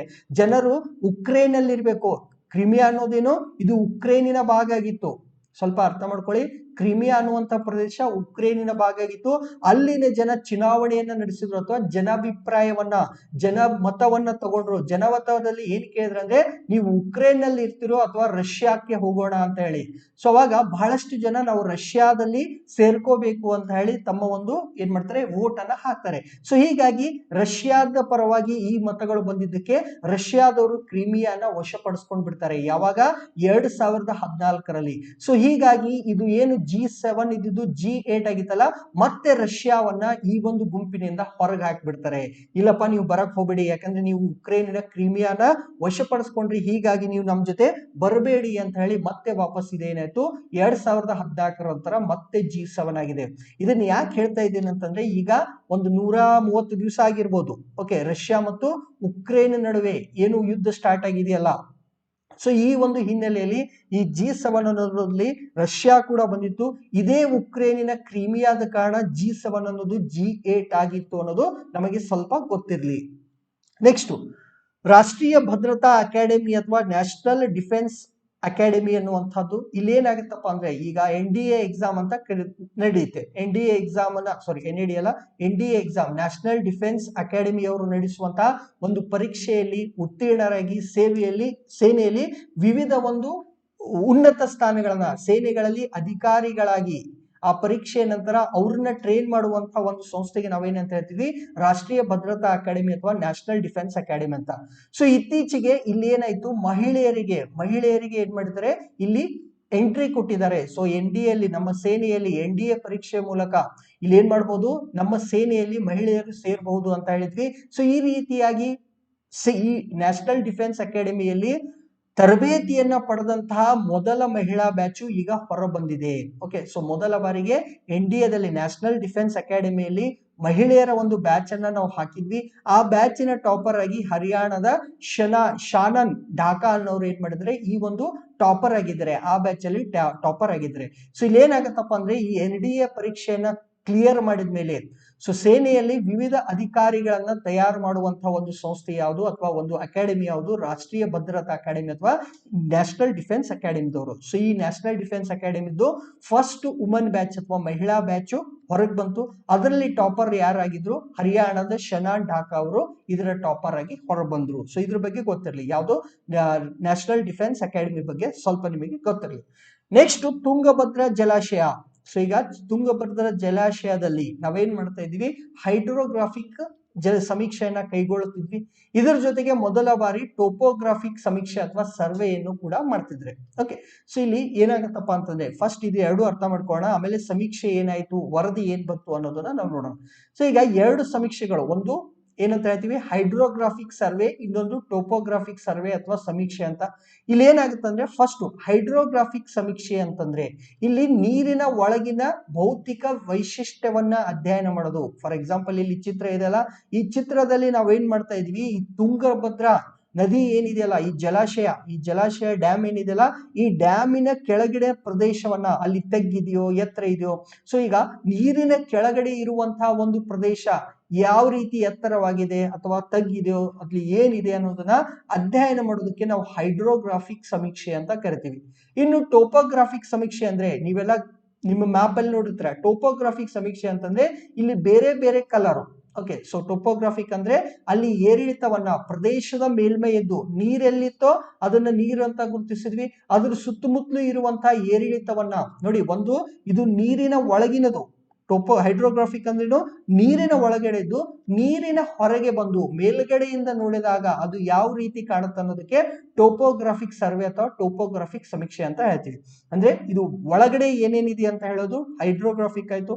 ಟೋಪೋಗ್ರಾಫಿಕ್ ಅಲ್ಲಿ ಇಲ್ಲಿ ಹೊರಗಡೆ, ಇಲ್ಲಿ ಮೇಲ್ ನಿಂತು ನೋಡ್ತಾ ಇದೀವಿ. ಫಾರ್ ಎಕ್ಸಾಂಪಲ್ ಇದನ್ನೇ ನಾವು ತುಂಗಭದ್ರಾ ಜಲಾಶಯ ಅಂತ ನೋಡೋಣ. ಬೇರೆ ಬೇರೆ ಉಪನದಿಗಳು ಅಥವಾ ಬೇರೆ ಬೇರೆ ಮೂಲಗಳಿಂದ ನೀರು ಬರ್ತಾ ಇದೆ. ಸೊ ಇಲ್ಲಿ ಎಲ್ಲಿ ಎಷ್ಟು ಎತ್ತರ ಇತ್ತು, ಎಷ್ಟು ಆಳ ಅಗಲ ಇದೆ, ಉದ್ದ ಇದೆ, ಇದನ್ನೆಲ್ಲ ನೋಡೋದಕ್ಕೆ, ಮೇಲ್ಗಡೆ ನಿಂತು ನೋಡೋದಕ್ಕೆ ಅದನ್ನ ಟೋಪೋಗ್ರಾಫಿಕ್ ಸಮೀಕ್ಷೆ ಅಂತ ಹೇಳ್ತಾರೆ. ಸೊ ಈ ರೀತಿ ಮೊದಲ ಬಾರಿ ಟೋಪೋಗ್ರಾಫಿಕ್ ಸಮೀಕ್ಷೆ ಅನ್ನೋದು ತುಂಗಭದ್ರಾ ಜಲಾಶಯ ಪ್ರದೇಶದಲ್ಲಿ ಫಸ್ಟ್ ಟೈಮ್ ನಡೀತು. ಮೊದಲು ನಾವೇನ್ ಮಾಡ್ತಿದ್ವಿ, ಬರೀ ಹೈಡ್ರೋಗ್ರಾಫಿಕ್ ಸಮೀಕ್ಷೆ ಮಾಡ್ತಿದ್ವಿ. ಆ ಜಲಾಶಯದ ಸುತ್ತಮುತ್ತಲು ಇಂತ ಒಂದು ಬೋಟ್ ಅನ್ನ ತಗೊಂಡು ಅಲ್ಲಿ ಯಾವ ರೀತಿ ಏರಿಳಿತ ಇದೆ ಅನ್ನೋದನ್ನ ನೋಡ್ತಾ ಇದ್ವಿ. For the first time we are conducting what, topographic survey. Topographic ಸಮೀಕ್ಷೆನ ಮೊಟ್ಟ ಮೊದಲ ಬಾರಿ ಇಲ್ಲಿ ನಾವು ಕೈಗೊಂಡ್ವಿ. ಸೊ ಈಗ ಈ ಸಮೀಕ್ಷೆಯನ್ನ ಕೈಗೊಂಡ ಮೇಲೆ ಏನು ನಿರ್ಧಾರಕ್ಕೆ ಬಂದ್ರು ಅನ್ನೋದು ಸ್ವಲ್ಪ ನೋಡ್ಬಿಡೋಣ. ಇದರ ಪ್ರಕಾರ ಈ ತುಂಗಭದ್ರಾ ಡ್ಯಾಮ್ ಅಥವಾ ಜಲಾಶಯ ಇದೆಯಲ್ಲ, ಈ ಜಲಾಶಯದಲ್ಲಿ ಓಕೆ 100.855 TMC ಅಷ್ಟು ಏನಿತ್ತು 2000 ಇಸ್ವಿಯಲ್ಲಿ ಇತ್ತು. ಇದರ ಸಾಮರ್ಥ್ಯ, ಈ ತುಂಗಭದ್ರಾ ಡ್ಯಾಮ್ ಅಲ್ಲಿ ಎಷ್ಟು ನೀರು ಹಿಡಿಯುತ್ತೆ ಅಂತಂದ್ರೆ 100 TMC ಅಂತ ತಗೋಣ, ಮುಂದಿನ ಬಿಟ್ಬಿಡೋಣ. 100 TMC ಅಷ್ಟು ನೀರು ಹಿಡಿಯುತ್ತೆ ಅಂತ 2000 ಇಸ್ವಿಯಲ್ಲಿ ನಾವು ಕೈಗೊಂಡಂತ ಹೈಡ್ರೋಗ್ರಾಫಿಕ್ ಸಮೀಕ್ಷೆಯಲ್ಲಿ ಹೇಳಿದ್ರು. ಬಟ್ ಈಗ ಏನ್ ಹೇಳಿದಾರೆ ಅಂತಂದ್ರೆ ಇದು ಹೆಚ್ಚಾಗಿದೆ, 105 TMC ಅಷ್ಟು ನೀರು ಇಲ್ಲಿ ಸಂಗ್ರಹ ಆಗಿದೆ ಅಂತ. ಅಂದ್ರೆ 5 TMC ಅಷ್ಟು ನೀರು ಹೆಚ್ಚು ಕಡಿಮೆ, 5 TMC ಅಷ್ಟು ನೀರಿನ ಒಂದು ಸಂಗ್ರಹ ಸಾಮರ್ಥ್ಯ ಇಲ್ಲಿ ಹೆಚ್ಚಾಗಿದೆ ಅಂತ ನಾವು ನೋಡ್ಕೊಳ್ತೀವಿ. ಸೊ ಇಲ್ಲಿ ಸ್ವಲ್ಪ ಅರ್ಥ ಮಾಡ್ಕೊಳ್ಳಿ, ನಾವು ಯಾವಾಗಾದ್ರೂ ಡ್ಯಾಮ್ ಅನ್ನ ಕನ್ಸ್ಟ್ರಕ್ಟ್ ಮಾಡಿದ್ರೆ ವರ್ಷ ಆದಂತೆ ಅದರ ಒಂದು ನೀರಿನ ಸಂಗ್ರಹ ಸಾಮರ್ಥ್ಯ ಕಡಿಮೆ ಆಗುತ್ತೆ. ಯಾಕಂದ್ರೆ ಅಲ್ಲಿ ಹೂಳು ಸೇರುವುದರಿಂದ. ಯೂಶುವಲಿ ಪ್ರತಿ ಡ್ಯಾಮ್ ಅಲ್ಲೂ ಅಲ್ಲಿ ನೀರಿನ ಸಂಗ್ರಹ ಸಾಮರ್ಥ್ಯ ಕಡಿಮೆ ಆಗುತ್ತೆ. ಬಟ್ ನಮ್ಮ ತುಂಗಭದ್ರಾ ಜಲಾಶಯದಲ್ಲಿ ಈ 22 ವರ್ಷಗಳ ಹಿಂದೆ ಮಾಡಿದಂತಹ ಒಂದು ಸಾಮರ್ಥ್ಯ ಏನಿತ್ತಲ್ಲ, ಅದಕ್ಕಿಂತ ಇಲ್ಲಿ 5 TMC ನೀರು ಏರಿಕೆ ಆಗಿದೆ ಅನ್ನೋದು ನಿಮಗೆ ಇಲ್ಲಿ ಅರ್ಥ ಆಯ್ತು. ಸೊ ಈಗ ಅರ್ಥ ಮಾಡ್ಕೊಳ್ಳಿ, ಹೈಡ್ರೋಗ್ರಾಫಿಕ್ ಸಮೀಕ್ಷೆ ಅಂದ್ರೇನು, ಟೋಪೋಗ್ರಾಫಿಕ್ ಸಮೀಕ್ಷೆ ಅಂದ್ರೆ ಅನ್ನೋದನ್ನ ನಾನು ಹೇಳಿದ್ದೀನಿ, ಅದನ್ನ ಸ್ವಲ್ಪ ನೆನ್ಪಿಟ್ಕೊಳ್ಳಿ. ನೆಕ್ಸ್ಟ್, ರಾಜ್ಯ ಸರ್ಕಾರದವರು, ಈಗ ನಾವು ಅಗ್ನಿಪಥ್ ಅಂತ ಸ್ಕೀಮ್ ಬಗ್ಗೆ ಬಹಳಷ್ಟು ಓದಿರ್ತೀರಾ. ಓಕೆ, ಸೊ ನ್ಯೂಸ್ ಪೇಪರ್ ಓದಿದ್ರೆ ಅಗ್ನಿಪಥ್ ಅಂತ ಒಂದು ಸ್ಕೀಮ್ ಬಂತು. ಅಗ್ನಿಪಥ್ ಸ್ಕೀಮ್ ಅಲ್ಲಿ ನಾವು ಏನ್ ಮಾಡ್ತಿದ್ವಿ ಅದನ್ನ ಸೆಪರೇಟ್ ಆಗಿ ನೋಡೋಣ ಮತ್ತಷ್ಟು ಡೆವಲಪ್ಮೆಂಟ್ಸ್ ಆದ್ಮೇಲೆ. ಸೊ ಈಗ ಅಗ್ನಿಪಥ್ ಸ್ಕೀಮ್ ಬಗ್ಗೆ ನಾವೆಲ್ಲ ನೋಡ್ತಾ ಇರ್ತೀವಿ. ಜೊತೆಗೆ ನಮ್ಮ ರಾಜ್ಯದಲ್ಲಿ ಏನ್ ಮಾಡಿದ್ದಾರೆ ಅಂತಂದ್ರೆ 3 ಜಿಲ್ಲೆಗಳಲ್ಲಿ ಸೇನಾ ಆಯ್ಕೆಯ ಪೂರ್ವ ತರಬೇತಿ ಶಾಲೆಗಳನ್ನ ಓಪನ್ ಮಾಡ್ತೀವಿ ಅಂತ ಹೇಳಿ ಹಿಂದುಳಿದ ವರ್ಗಗಳ ಕಲ್ಯಾಣ ಇಲಾಖೆದವರು ಒಂದು ನಿರ್ಧಾರವನ್ನ ತಗೊಂಡಿದ್ದಾರೆ. ಏನಪ್ಪಾ ಇದು ಸೇನಾ ಆಯ್ಕೆಯ ಪೂರ್ವ ತರಬೇತಿ? ಫಾರ್ ಎಕ್ಸಾಂಪಲ್, ನೀವು ಮಿಲಿಟರಿ ಸೇರ್ಬೇಕಾ, ನೀವು ನಮ್ಮ ಸೇನೆಯನ್ನ ಸೇರ್ಬೇಕಾದ್ರೆ ನೀವೇನ್ ಮಾಡ್ಬೇಕು, ನಿಮಗೆ ಟ್ರೈನಿಂಗ್ ಸಿಗಬೇಕು. ಆ ಟ್ರೈನಿಂಗ್ ಅನ್ನ ಉಚಿತವಾಗಿ ಕೊಡೋದಕ್ಕೆ, ಈಗ ಯಾರ್ಯಾರು ಆರ್ಮಿ ಸೇರ್ಬೇಕಂತಿದ್ರಲ್ಲ, ಸೊ ಆರ್ಮಿಗೆ ಸೇರಲು ಬಯಸುವಂತಹ ಪರಿಶಿಷ್ಟ ಜಾತಿ ಮತ್ತು ಹಿಂದುಳಿದ ವರ್ಗದವರಿಗೆ, ಇವರಿಗೆ ಮಾತ್ರ, ಒಂದು ಪರಿಶಿಷ್ಟ ಜಾತಿ ಅಥವಾ ಹಿಂದುಳಿದ ವರ್ಗದ ಅಭ್ಯರ್ಥಿಗಳಿಗೆ ಉಚಿತವಾಗಿ ಸೇನೆಗೆ ಸೇರುವಂತಹ ಒಂದು ತರಬೇತಿಯನ್ನು ನೀಡೋದಕ್ಕೆ 3 ಜಿಲ್ಲೆಗಳಲ್ಲಿ ಸೇನಾ ಆಯ್ಕೆ ಪೂರ್ವ ತರಬೇತಿ ಶಾಲೆಗಳನ್ನ ಯಾರು ತಗೊಂಡು ಬರ್ತಿದ್ದಾರೆ? ಹಿಂದುಳಿದ ವರ್ಗಗಳ ಕಲ್ಯಾಣ ಇಲಾಖೆದವರು. ಇದು ಕೂಡ ಇಂಪಾರ್ಟೆಂಟ್. ಹಿಂದುಳಿದ ವರ್ಗದ ಕಲ್ಯಾಣ ಇಲಾಖೆದವರು ಈ ಒಂದು ನಿರ್ಧಾರವನ್ನ ತಗೊಂಡಿದ್ದಾರೆ. ಹಾಗಾದ್ರೆ ಆ 3 ಜಿಲ್ಲೆಗಳು ಯಾವುವು? ಅಲ್ಲಿ ಈ ಒಂದು ಸೇನಾ ಆಯ್ಕೆಯ ಪೂರ್ವ ತರಬೇತಿ ಶಾಲೆಗಳನ್ನ ಏನಂತ ಹೆಸರಿಟ್ಟಿದ್ದಾರೆ ಅಂತ ಸ್ವಲ್ಪ ನೋಡೋಣ. ದಕ್ಷಿಣ ಕನ್ನಡ ಜಿಲ್ಲೆಯಲ್ಲಿ ಇದನ್ನ ಸ್ಟಾರ್ಟ್ ಮಾಡ್ತಾರೆ. ಅಲ್ಲಿ ಸ್ವಾತಂತ್ರ್ಯ ಹೋರಾಟಗಾರ್ತಿಯಾದಂತಹ ವೀರರಾಣಿ ಅಬ್ಬಕ್ಕ ಅವರ ಹೆಸರನ್ನ ಇಡ್ತಾರೆ. ನೋಡಿ, ಮುಂದೆ ಮ್ಯಾಚ್ ದ ಫಾಲೋಯಿಂಗ್ಸ್ ಬರ್ಬೋದು ಇನ್ ಕೇಸ್ ಇದು ಸ್ವಲ್ಪ ನ್ಯೂಸ್ ಹೈಲೈಟ್ ಆದ್ರೆ. ದಕ್ಷಿಣ ಕನ್ನಡ ಜಿಲ್ಲೆಯಲ್ಲಿ ಯಾರ ಹೆಸರು ಇಟ್ಟಿದ್ದಾರೆ? ವೀರರಾಣಿ ಅಬ್ಬಕ್ಕ ಅವ್ರದ್ದು. ಉಡುಪಿ ಜಿಲ್ಲೆಯಲ್ಲಿ ತುಳುನಾಡಿನ ವೀರ ಪುರುಷರಾದ ಕೋಟಿ ಚೆನ್ನಯ್ಯ ಅವ್ರದ್ದು. ನೆಕ್ಸ್ಟ್, ಉತ್ತರ ಕನ್ನಡ ಜಿಲ್ಲೆಯಲ್ಲಿ ಸ್ವಾತಂತ್ರ್ಯ ಹೋರಾಟಗಾರರಾದಂತಹ ಹೆಂಜಾ ನಾಯಕ್ ಅವರ ಹೆಸರಲ್ಲಿ ಈ ಒಂದು ಶಾಲೆಗಳನ್ನ ಏನ್ ಮಾಡ್ತಾರೆ, ಸ್ಟಾರ್ಟ್ ಮಾಡೋದಕ್ಕೆ ಆದೇಶವನ್ನ ಕೊಟ್ಟಿದ್ದಾರೆ. ಓಕೆ, ಸೊ ಇಲ್ಲಿ ಗೊತ್ತಿರಲಿ, ಇದು ಯಾವುದಕ್ಕೆ? ಆರ್ಮಿ ಸೇರೋದಕ್ಕೆ, ಸೇನೆಯನ್ನ ಸೇರೋದಕ್ಕೆ ಬೇಕಾದಂತಹ ಟ್ರೈನಿಂಗ್ ಕೊಡುವಂತಹ ಒಂದು ಶಾಲೆಗಳು. ಯಾರಿಗೆ? ಪರಿಶಿಷ್ಟ ಜಾತಿ ಮತ್ತು ಹಿಂದುಳಿದ ವರ್ಗದವರಿಗೆ. ಯಾರು ಕೊಡ್ತಿದ್ದಾರೆ? ಹಿಂದುಳಿದ ವರ್ಗಗಳ ಕಲ್ಯಾಣ ಇಲಾಖೆದವರು ಕೊಡ್ತಿದ್ದಾರೆ. ಜೊತೆಗೆ 3 ಜಿಲ್ಲೆಗಳು ಆ ಜಿಲ್ಲೆಗಳಲ್ಲಿ ಇರುವಂತಹ ಸ್ಕೂಲ್ಗಳಿಗೆ ಏನಂತ ಹೆಸರನ್ನ ಸೂಚಿಸಿದ್ದಾರೆ ಅನ್ನೋದು ಕೂಡ ನಮಗೆ ನೆನಪಿರಲಿ. ಮುಂದೆ ಏನಾಗುತ್ತೆ, ಯಾಕೆ ಇದೇ ಭಾಗದಲ್ಲಿ ನೋಡಿ, ಕರಾವಳಿ ಭಾಗ ಇದೆಲ್ಲ ದಕ್ಷಿಣ ಕನ್ನಡ, ಉತ್ತರ ಕನ್ನಡ ಮತ್ತು ಉಡುಪಿ, ಈ 3 ಜಿಲ್ಲೆಗಳೇನು ಕರಾವಳಿ ಭಾಗದ್ದು. ಸೊ ಕರಾವಳಿ ಭಾಗದಿಂದ ಬಹಳಷ್ಟು ಜನ ಮಿಲಿಟರಿಗೆ ಸೇರ್ಬೇಕು ಅಂತ ಪ್ರಯತ್ನ ಮಾಡಿದ್ರು, ಆದ್ರೂ ಕೂಡ ಅವರು ವಿಫಲರಾಗ್ತಿದ್ರು. ಸೊ ಹೀಗಾಗಿ ಅವರಿಗೆ ದೈಹಿಕ ಮತ್ತು ಲಿಖಿತ ಪರೀಕ್ಷೆಗೆ, ಇಲ್ಲಿ ಬರೀ ದೈಹಿಕ ಟ್ರೈನಿಂಗ್ ಒಂದೇ ಅಲ್ಲ, ಇವನ್ ರಿಟರ್ನ್ ಎಕ್ಸಾಮ್ ಲಿಖಿತ ಪರೀಕ್ಷೆಗೂ ಕೂಡ ಅವರಿಗೆ ತರಬೇತಿಯನ್ನ ಕೊಡಬೇಕಂತ ಈ ಒಂದು ಶಾಲೆಗಳನ್ನ ಆರಂಭಿಸಿದ್ದಾರೆ. ಸೊ ಇಲ್ಲೇನಾಗುತ್ತೆ, ಎಕ್ಸ್ಪರ್ಟ್ಸ್ ಇಂದ ನುರಿತ ಸಂಪನ್ಮೂಲ ವ್ಯಕ್ತಿಗಳು ಅಥವಾ ಈ ಒಂದು ತರಬೇತಿಯನ್ನು ನೀಡೋದಕ್ಕೆ ಯಾರು ಎಕ್ಸ್ಪರ್ಟ್ ಇದ್ದಾರಲ್ಲ ಅಂತವ್ರನ್ನ ಕರ್ಕೊಂಡು ಬಂದು 4 ತಿಂಗಳವರೆಗೆ ವಸತಿಯುತ ಅಂದ್ರೆ ರೆಸಿಡೆನ್ಷಿಯಲ್, ನೀವು ಅಲ್ಲೇ ಇರಬೇಕು, 4 ತಿಂಗಳು ಅಲ್ಲೇ ಇದ್ದು ಈ ಒಂದು ತರಬೇತಿಯನ್ನ ನೀವು ತಗೋಬಹುದು. ಅದು ಏನು ಉಚಿತವಾಗಿ, ಫ್ರೀ ಆಗಿ ಇದನ್ನ ಕೊಡ್ತಾರೆ. ಸೊ ಪ್ರತಿ ಶಾಲೆಯಲ್ಲಿ ತಲಾ 100 ಅಭ್ಯರ್ಥಿಗಳಿಗೆ ಒಂದು ಏನ್ ಮಾಡಬೇಕು, ಟ್ರೈನಿಂಗ್ ಅನ್ನ ಕೊಡ್ಬೇಕು ಅನ್ನುವಂತ ಒಂದು ಚಿಂತನೆಯಲ್ಲಿ ಸರ್ಕಾರ ಇದೆ. ಸೊ ಇವುಗಳು ಸ್ಟಾರ್ಟ್ ಆಗ್ಲಿ, 3 ಜಿಲ್ಲೆಗಳಲ್ಲಿ ಸೇನಾ ಆಯ್ಕೆಯ ಪೂರ್ವ ತರಬೇತಿ ಶಾಲೆಗಳು ಸ್ಟಾರ್ಟ್ ಆಗ್ಲಿ. ಸ್ಟಾರ್ಟ್ ಆದ್ಮೇಲೆ ಇದನ್ನ ಈಗ ಯಾರಿಗೆ ತಗೊಂಡ್ ಬರ್ತಾ ಇದೀವಿ, ಪರಿಶಿಷ್ಟ ಜಾತಿ ಮತ್ತು ಹಿಂದುಳಿದ ವರ್ಗದವ್ರಿಗೆ ತಗೊಂಡ್ ಬರ್ತಾ ಇದೀವಿ. ಮುಂದುವರೆದಂತೆ ಬೇರೆ ಬೇರೆ ವರ್ಗದವರಿಗೂ ಇದನ್ನ ಓಪನ್ ಮಾಡಕ್ ಸ್ಟಾರ್ಟ್ ಆಗುತ್ತೆ. ಅದಾದ್ಮೇಲೆ ಬೇರೆ ಬೇರೆ ಜಿಲ್ಲೆಗಳಲ್ಲೂ ಕೂಡ ಏನ್ ಮಾಡ್ತಾ ಇದೀವಿ, ಇದೇ ರೀತಿ ಸ್ಕೂಲ್ಗಳನ್ನ, ಇವು ಸಕ್ಸಸ್ಫುಲ್ ಆದ್ರೆ ಬೇರೆ ಜಿಲ್ಲೆಗಳಲ್ಲಿ ಇಂತಹ ಒಂದು ಸ್ಕೂಲ್ಗಳನ್ನ ಸ್ಟಾರ್ಟ್ ಮಾಡ್ಬೋದು. ಅವಾಗ ಮತ್ತಷ್ಟು ಈ ಒಂದು ಸ್ವಾತಂತ್ರ್ಯ ಹೋರಾಟಗಾರರು ಅಥವಾ ಇಂಥ ಒಂದು ಪುಣ್ಯ ಪುರುಷರ ಹೆಸರನ್ನಿಟ್ಟು ಈ ಸ್ಕೂಲ್ಗಳನ್ನ ಸ್ಟಾರ್ಟ್ ಮಾಡ್ತಾರೆ. ಸದ್ಯಕ್ಕೆ ಇಷ್ಟು ನಮಗೆ ನೆನಪಿರಲಿ. ನೆಕ್ಸ್ಟ್ ಲಕ್ಷ್ಯ ಪ್ರಶಸ್ತಿ ಅಂತ ಹೇಳಿ, ಲಕ್ಷ್ಯ ಪ್ರಶಸ್ತಿ ಅಂದ್ರೆ LAQSHA ಅಂತ, ಲಕ್ಷ್ಯ ಇದನ್ನ ಶಾರ್ಟ್ ಮಾಡಿದ್ದಾರೆ. ವಾಟ್ ಈಸ್ ಲಕ್ಷ್ಯ? ಲಕ್ಷ್ಯ ಅಂತಂದ್ರೆ labour room quality improvement initiative ಅಂತ. ಓಕೆ, ಸೊ ಲೇಬರ್ ರೂಮ್ ಅಂತಂದ್ರೆ ಹೆರಿಗೆ ಕೊಠಡಿ, ಹೆರಿಗೆ ಕೊಠಡಿಲಿ ಉತ್ತಮ ಮೂಲ ಸೌಕರ್ಯವನ್ನ ಒದಗಿಸುವಂತಹ ಒಂದು ಕಾರ್ಯಕ್ರಮ, ಅದನ್ನ ನಾವು ಲಕ್ಷ್ಯ ಅಂತ ಹೇಳ್ತೀವಿ. ಲೇಬರ್ ರೂಮ್ ಕ್ವಾಲಿಟಿ ಇಂಪ್ರೂವ್ಮೆಂಟ್ ಅಥವಾ ಹೆರಿಗೆ ಕೊಠಡಿಯಲ್ಲಿ ಉತ್ತಮ ಒಂದು ಮೂಲ ಸೌಕರ್ಯ ಒದಗಿಸುವುದಕ್ಕೆ ನಾವು ಲಕ್ಷ್ಯ ಅಂತ ಹೇಳಿದ್ವಿ. ಸೊ ಈ ಒಂದು ಪ್ರಶಸ್ತಿ ಇದೆಯಲ್ಲ, ಇದನ್ನ ಯಾರು ಕೊಡ್ತಾರೆ? ಕೇಂದ್ರ ಸರ್ಕಾರದವರು ಕೊಡ್ತಾರೆ. ಈ ಒಂದು ಪ್ರಶಸ್ತಿ, ಲಕ್ಷ್ಯ ಪ್ರಶಸ್ತಿಯನ್ನು ಯಾರು ಕೊಡ್ತಾರೆ? ಕೇಂದ್ರ ಸರ್ಕಾರದವರು ಕೊಡ್ತಾರೆ. ಈ ಒಂದು ಪ್ರಶಸ್ತಿಗೆ ಯಾರು ಆಯ್ಕೆ ಆದ್ರು? ಬಾಗಲಕೋಟೆ ಜಿಲ್ಲೆಯ ಜಿಲ್ಲಾಸ್ಪತ್ರೆ. ಜಿಲ್ಲಾಸ್ಪತ್ರೆ ಅಂದ್ರೆ ಯಾವುದು? Government hospital. ಓಕೆ, ಬಾಗಲಕೋಟೆಯ ಜಿಲ್ಲಾಸ್ಪತ್ರೆ ಕೇಂದ್ರ ಸರ್ಕಾರ ನೀಡುವಂತಹ ಈ ಒಂದು ಲಕ್ಷ್ಯ ಪ್ರಶಸ್ತಿಗೆ ಏನಾಗಿದ್ರೆ ಪಾತ್ರವಾಗಿದೆ. ಲಕ್ಷ್ಯ ಅಂದ್ರೆ labour room quality improvement initiative ಅಂತ. ಓಕೆ, ಸೊ ಇವರಿಗೆ ಸಿಕ್ತು.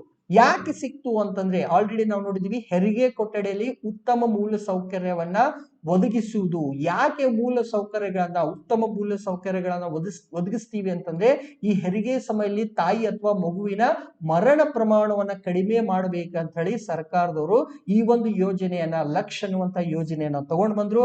ಆ ಲಕ್ಷ್ಯ ಯೋಜನೆಯಲ್ಲಿ ಒಳ್ಳೆಯ ಒಂದು ಮೂಲ ಸೌಕರ್ಯವನ್ನ ತನ್ನ ಹಾಸ್ಪಿಟಲ್ ಅಲ್ಲಿ ಕೊಟ್ಟಿದ್ದು ಯಾವುದು? ಬಾಗಲಕೋಟೆ ಜಿಲ್ಲೆಯ ಜಿಲ್ಲಾಸ್ಪತ್ರೆ.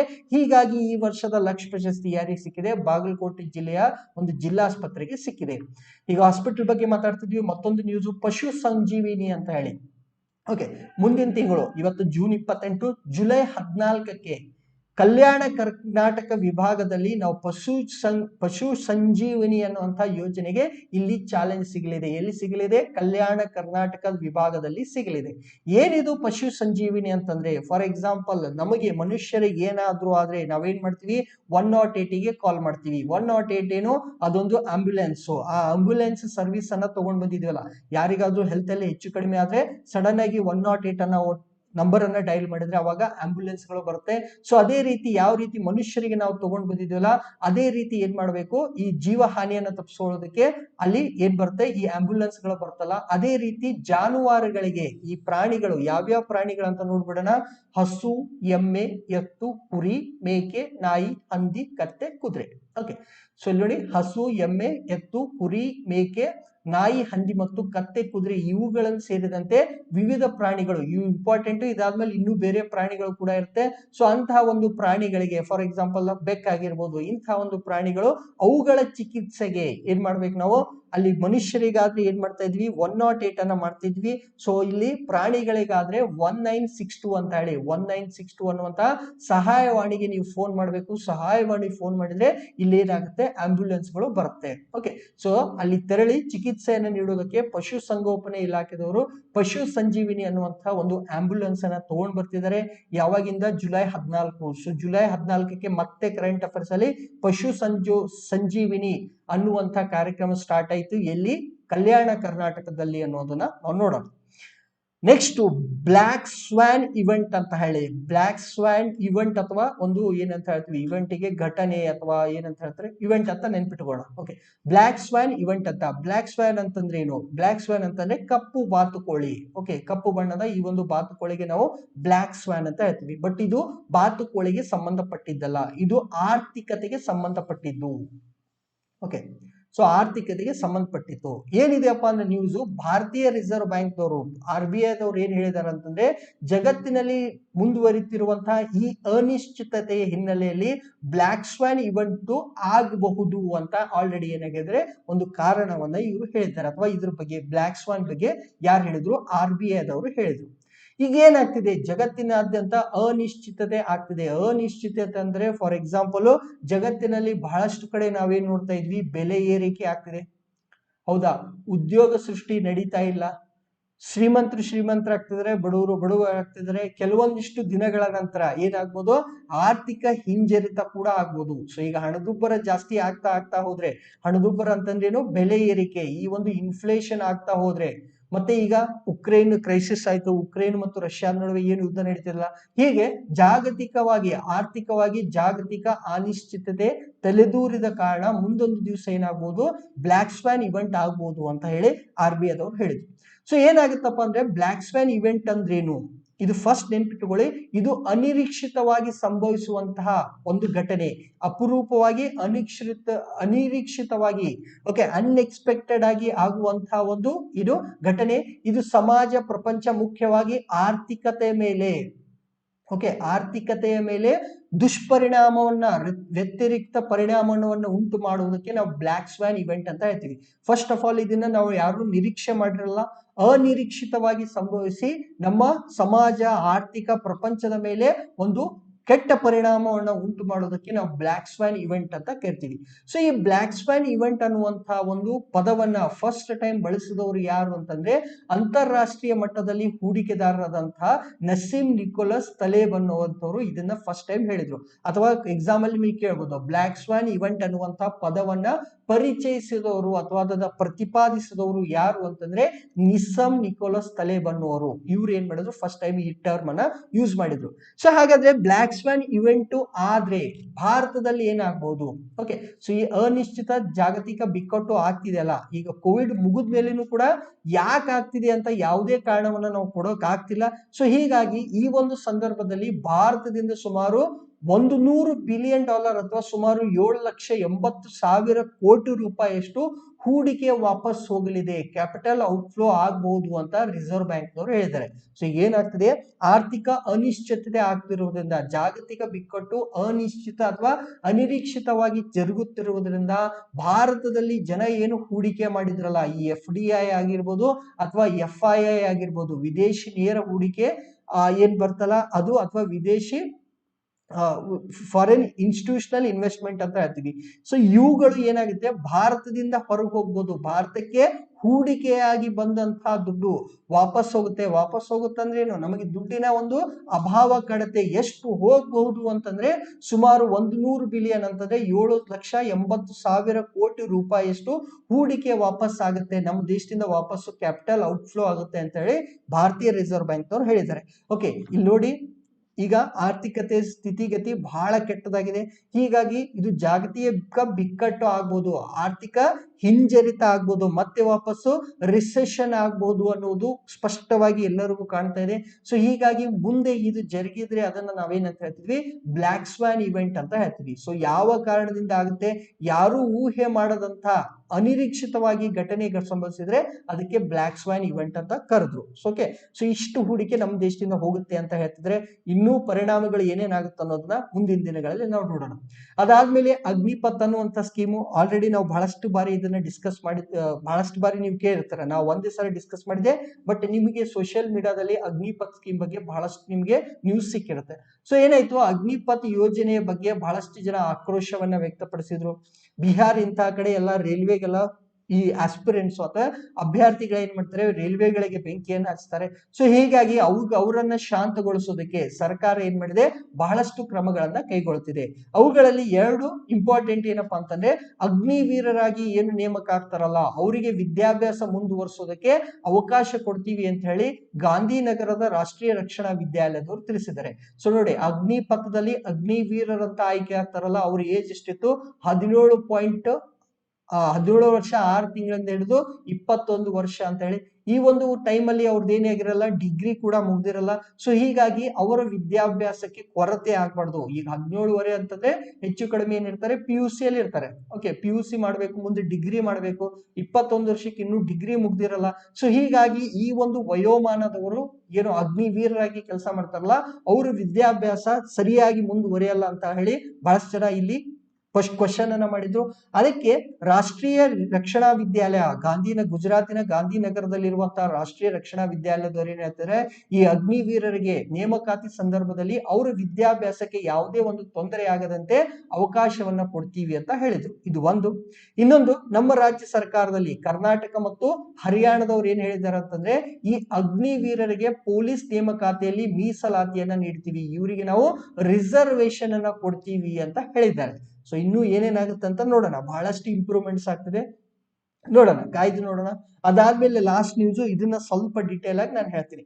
ಚಂಪಾರಣ ಸತ್ಯಾಗ್ರಹದ ಕುರಿತಾಗಿ, ಸೊ ಚಂಪಾರಣ ಸತ್ಯಾಗ್ರಹ ಕುರಿತಾದ ಒಂದು ಪುಸ್ತಕವನ್ನ thumb printed Champaran indigo peasant speak to Gandhi ಅನ್ನುವಂತಹ ಒಂದು ಬೃಹತ್ ಆದ ಗ್ರಂಥದ ವಾಲ್ಯೂಮ್ 1ರ ಕವರ್ ಅನ್ನ ನಾನು ಹಾಕಿದ್ದೀನಿ. So thumb printed Champaran indigo peasant speak to Gandhi ಅಂತ ಒಂದು ಪುಸ್ತಕವನ್ನ ಕೇಂದ್ರದ ಸಂಸ್ಕೃತಿ ಖಾತೆ ರಾಜ್ಯ ಸಚಿವರಾದಂತಹ ಅರ್ಜುನ್ ರಾಮ್ ಮೇಘ್ವಾಲ್ ಅವರು ಏನ್ ಮಾಡ್ತಾರೆ, ಬಿಡುಗಡೆ ಮಾಡಿದ್ರು. ಸೊ ಸ್ವಲ್ಪ ನಾವೇನ್ ಮಾಡೋಣ, ಇವತ್ತು ಚಂಪಾರಣ ಸತ್ಯಾಗ್ರಹದ ಬಗ್ಗೆ ಒಂದಿಷ್ಟು ಇನ್ಫಾರ್ಮೇಶನ್ ಅನ್ನು ನೋಡೋಣ. ಸೊ ಚಂಪಾರಣ ಸತ್ಯಾಗ್ರಹ, ಸೊ ಈ ಸ್ವಾತಂತ್ರ್ಯ ಪೂರ್ವದಲ್ಲಿ ಬಿಹಾರದಲ್ಲಿ ಏನಾಗುತ್ತೆ, ಬಿಹಾರದ ಚಂಪಾರಣ ಜಿಲ್ಲೆಯಲ್ಲಿ ಬಾಡಿಗೆ ಹಿಡುವಳಿದಾರರು ಇಂಡಿಗೋ ಬೆಳೆಯನ್ನ ಬೆಳಿಬೇಕು ಅಂತ ಹೇಳಿ ಬ್ರಿಟಿಷ್ ಸರ್ಕಾರ ಅವರ ಮೇಲೆ ಒತ್ತಡವನ್ನ ಹಾಕ್ತಿದ್ರು. ಇಂಡಿಗೋ ಅಂತಂದ್ರೆ ಈ ನೀಲಿ ಬಣ್ಣಗಳ ಒಂದು ಪ್ರೊಸೆಸಿಂಗ್ ಮಾಡೋದಕ್ಕೆ, ಬಟ್ಟೆಯನ್ನ ಮಾಡೋದಕ್ಕೆ ಈ ಇಂಡಿಗೋ ಅಥವಾ ನೀಲಿಯನ್ನ ಬಳಸ್ತಾ ಇದ್ರು. ಸೊ ಈ ನೀಲಿಯನ್ನ ಬೆಳಿಬೇಕು ಅಂತ ಹೇಳಿ ಒತ್ತಡ ಹಾಕ್ತಿದ್ರು. ಯಾರಿಗೆ? ಈ ಬಾಡಿಗೆ ಹಿಡುವಳಿದಾರರ ಮೇಲೆ. ಎಲ್ಲಿ? ಚಂಪಾರಣದಲ್ಲಿ, ಬಿಹಾರದ ಚಂಪಾರಣದಲ್ಲಿ ಈ ಒತ್ತಡವನ್ನ ಹಾಕ್ತಾ ಇದ್ರು. ಆಮೇಲೆ ಏನಾಗುತ್ತಪ್ಪ ಅಂದ್ರೆ, ಜರ್ಮನ್ನರು ಒಂದು ಕೃತಕವಾದಂತಹ ಡೈಗಳನ್ನ ಕಂಡು ಹಿಡಿದ ಮೇಲೆ ಇಂಡಿಗೋ ಬೆಳೆಗೆ ಬೇಡಿಕೆ ಕಡಿಮೆ ಆಗುತ್ತೆ. ಸೊ ಈಗ ಆರ್ಟಿಫಿಷಿಯಲ್ ಆಗಿ ಇಂತಹ ಡೈಗಳನ್ನ ಯಾರು ಕಂಡು ಹಿಡಿತಾರೆ? ಜರ್ಮನ್ನರು ಕಂಡು ಹಿಡಿತಾರೆ. ಸೊ ಹೀಗಾಗಿ ಈ ರೈತರಿಗೆ ಏನು ಒತ್ತಡ ಹಾಕ್ತಿದ್ರಲ್ಲ ಆ ಒಂದು ಒತ್ತಡ ಕಡಿಮೆ ಆಗೋದಕ್ಕೆ ಸ್ಟಾರ್ಟ್ ಆಗುತ್ತೆ. ಸೊ ಅವಾಗ ಹಿಡುವಳಿದಾರರು ಏನ್ ಮಾಡ್ತಾರೆ, ಬಾಡಿಗೆಗೆ ಇತರ ಬೆಳೆಗಳನ್ನ, ಹೆಚ್ಚಿನ ಬಾಡಿಗೆಗೆ ಇತರ ಒಂದು ಬೆಳೆಗಳನ್ನ, ಸೊ ಅಲ್ಲಿ ಏನಾಗುತ್ತೆ, ಇಂಡಿಗೋ ಬೆಳೆಯುವುದ ಒತ್ತಡ ಹೋಯ್ತು. ಯಾಕೆ ಹೋಯ್ತು? ಜರ್ಮನ್ದವರು ಒಂದು ಕೃತಕ ಡೈಗಳನ್ನ ಕಂಡು ಹಿಡಿದ್ರು. ಸೊ ಹೀಗಾಗಿ ಇವ್ರು ಏನ್ ಮಾಡ್ತಾರೆ, ಬೇರೆ ಬೆಳೆಗಳನ್ನ ಬೆಳೆಯೋದಕ್ಕೆ ಸ್ಟಾರ್ಟ್ ಮಾಡ್ತಾರೆ. ಓಕೆ, ಸೊ ಸಮಸ್ಯೆ ಇದೆಲ್ಲ. ಸಮಸ್ಯೆ ಯಾವಾಗ ಬಂತು ಅಂತಂದ್ರೆ, ಮೊದಲನೇ ವಿಶ್ವಯುದ್ಧ ಬಂದಾಗ. ಸೊ ಮೊದಲನೇ ವಿಶ್ವಯುದ್ಧ ಬಂದಾಗ ಈ ಒಂದು ಟೆಕ್ಸ್ಟೈಲ್ ಕಂಪನಿಗಳಲ್ಲಿ ಜರ್ಮನಿಯ ಡೈಗಳ ಲಭ್ಯತೆ ಕಡಿಮೆ ಆಯ್ತು. ಸೊ ಜರ್ಮನಿಯಿಂದ ಈ ಡೈಗಳು ಏನ್ ಬರ್ತಿತ್ತಲ್ಲ, ಓಕೆ, ಸೊ ಇವುಗಳ ಸಪ್ಲೈ ಕಡಿಮೆ ಆಯ್ತು. ಸೊ ಅವಾಗ ಮತ್ತೆ ಏನ್ ಮಾಡ್ತಾರೆ, ಬಾಡಿಗೆ ಹಿಡುವಳಿದಾರರಿಗೆ ಇಂಡಿಗೋ ಬೆಳೀರಿ ಅಂತ ಹೇಳಿ ಮತ್ತೊಂದು ಸಾರಿ ಒತ್ತಡವನ್ನ ಹಾಕಕ್ಕೆ ಸ್ಟಾರ್ಟ್ ಮಾಡ್ತಾರೆ. ಸೊ ರೈತರಿಗೆ ತಮಗ್ ಬೇಕಾದಂತ ಬೆಳೆಗಳನ್ನ ಬೆಳೆಯುವ ಅವಕಾಶ ಇಲ್ಲ. ಇಲ್ಲಿ ಬ್ರಿಟಿಷ್ ಸರ್ಕಾರ ಹೇಳಿದಂತೆ ಇಂಡಿಗೋ ಅಥವಾ ನೀಲಿಯನ್ನ ಬೆಳಿಬೇಕು ಅಂತ ಹೇಳಿ ಮತ್ತೊಂದು ಸಾರಿ ಒತ್ತಡ ಶುರುವಾಯ್ತು. ಸೊ ಶುರುವಾದಾಗ ಅಲ್ಲಿ ಏನಾಗುತ್ತೆ, ಆ ಚಂಪಾರಣ, ಬಿಹಾರ ರಾಜ್ಯದ ಚಂಪಾರಣ ಜಿಲ್ಲೆಯಲ್ಲಿ ಬಹಳಷ್ಟು ರಾಜಕಾರಣಿಗಳು, ವಕೀಲರು ಧ್ವನಿಯನ್ನ ಎತ್ತಾರೆ. ಅಂಥವರಲ್ಲಿ ಬಹಳಷ್ಟು ಇಂಪಾರ್ಟೆಂಟ್ ಯಾರಂತಂದ್ರೆ ರಾಜ್ಕುಮಾರ್ ಶುಕ್ಲಾ ಅವರು. ಸೊ ರಾಜ್ಕುಮಾರ್ ಶುಕ್ಲಾ ಅವ್ರು ಏನ್ ಮಾಡ್ತಾರೆ, ಗಾಂಧೀಜಿ ಅವಾಗ ತಾನೇ ಎಲ್ಲಿಗೆ ಬಂದಿದ್ರು, ಭಾರತಕ್ಕೆ ಬಂದಿದ್ರು. ಸೊ ಅಂತ ಒಂದು ಸಂದರ್ಭದಲ್ಲಿ ಗಾಂಧೀಜಿಯವರ ಮನವನ್ನೊಲಿಸಿ ಚಂಪಾರಣಕ್ಕೆ ಕರ್ಕೊಂಡು ಬಂದ್ರು. ಸೊ ಏಪ್ರಿಲ್ 10, 1917 ಗಾಂಧೀಜಿಯವರು ಯಾರ್ಯಾರ ಜೊತೆ, ಬ್ರಿಜ್ ಕಿಶೋರ್, ರಾಜೇಂದ್ರ ಪ್ರಸಾದ್ ಅವ್ರ ಜೊತೆಗೆ, ಅಂತ ಒಂದು ವಕೀಲರ ಜೊತೆಗೆ ಚಂಪಾರಣ ಅನ್ನುವಂತಹ ಪ್ರದೇಶಕ್ಕೆ ಏಪ್ರಿಲ್ 10, 1917 ಪ್ರವೇಶ ಮಾಡ್ತಾರೆ. ಸೊ ಪ್ರವೇಶ ಮಾಡಿದ್ಮೇಲೆ ಓಕೆ, ಬ್ರಿಟಿಷರು ಏನ್ ಮಾಡ್ತಾರೆ, ಗಾಂಧೀಜಿ ಅವರಿಗೆ ಇಲ್ಲಿಂದ ನೀವು ಹೊರಗೆ ಹೋಗಿ.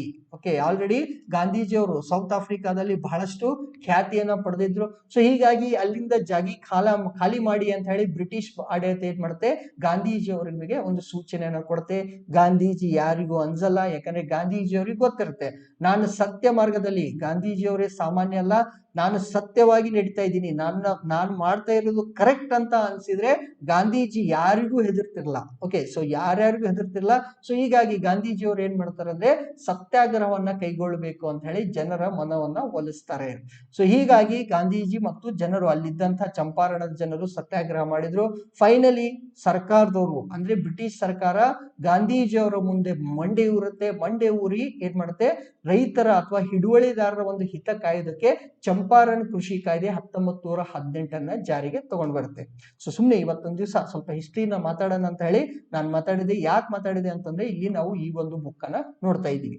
ಸೊ ಈಗೇನಾಯ್ತು, 23 ಮತ್ತು 24, ಐ ಥಿಂಕ್ ಎಸ್ 23 ಮತ್ತು 24 ಈ 2 ದಿನಗಳ ಒಂದು ಕರೆಂಟ್ ಅಫೇರ್ಸ್ ನ ಇವತ್ತು 28, ಇವತ್ತು ನಾನು ಮಾಡ್ತಾ ಇದ್ದೀನಿ. ಸೊ ನಾಳೆ ದಿವಸ ಏನ್ ಮಾಡೋಣ, 25 ಸಂಡೇ ಇತ್ತು. ಸೊ ಹೀಗಾಗಿ ಅದರ್ ನ್ಯೂಸ್ ಅನ್ನು ಕೂಡ 26 ಮತ್ತು 27 ಅಂತ ಹೇಳಿ 2 ದಿವಸದ ಕರೆಂಟ್ ಅಫೇರ್ಸ್ ಅಲ್ಲಿ ನಾಳೆ ದಿವಸ ಡಿಸ್ಕಸ್ ಮಾಡೋಣ. ಸೊ ಯಾರ್ಯಾರು ನಮ್ಮ ಕರೆಂಟ್ ಅಫೇರ್ಸ್ ಚಾನಲ್ ಸಬ್ಸ್ಕ್ರೈಬ್ ಮಾಡಿಲ್ಲ, ಸಬ್ಸ್ಕ್ರೈಬ್ ಮಾಡಿ, ಲೈಕ್ ಮಾಡಿ, ಶೇರ್ ಮಾಡಿ, ಮತ್ತೆ ಬೆಲ್ ಐಕನ್ ನ ದಯವಿಟ್ಟು ಪ್ರೆಸ್ ಮಾಡಿ. ಇದರಿಂದ ಏನಾಗುತ್ತೆ, ನಿಮಗೆ ಕ್ಲಾಸ್ ನಡೆಯುವಾಗ ನಿಮ್ಗೆ ಆ ಎಲ್ಲ ಮಾಹಿತಿ ಸಿಗುತ್ತೆ. ಅದ್ರ ಜೊತೆಗೆ ನಿಮ್ಮ ಸಲಹೆ ಸೂಚನೆಗಳನ್ನ ಏನ್ ಮಾಡಿ, ನಮ್ಮ ವಾಟ್ಸಪ್ ನಂಬರ್ಗೆ ವಾಟ್ಸಪ್ ಮಾಡಿ. ಇನ್ಸ್ಟಾಗ್ರಾಮು, ಟೆಲಿಗ್ರಾಮು, ಟ್ವಿಟರ್ ಮತ್ತೆ ಫೇಸ್ಬುಕ್ಗಳು, ಈ ಒಂದು ಗ್ರೂಪ್ಸ್ ಗಳ ಲಿಂಕ್ ಅನ್ನ ನಾನು ಡಿಸ್ಕ್ರಿಪ್ಷನ್ ಬಾಕ್ಸ್ ಅಲ್ಲಿ ಕೊಟ್ಟಿರ್ತೀನಿ.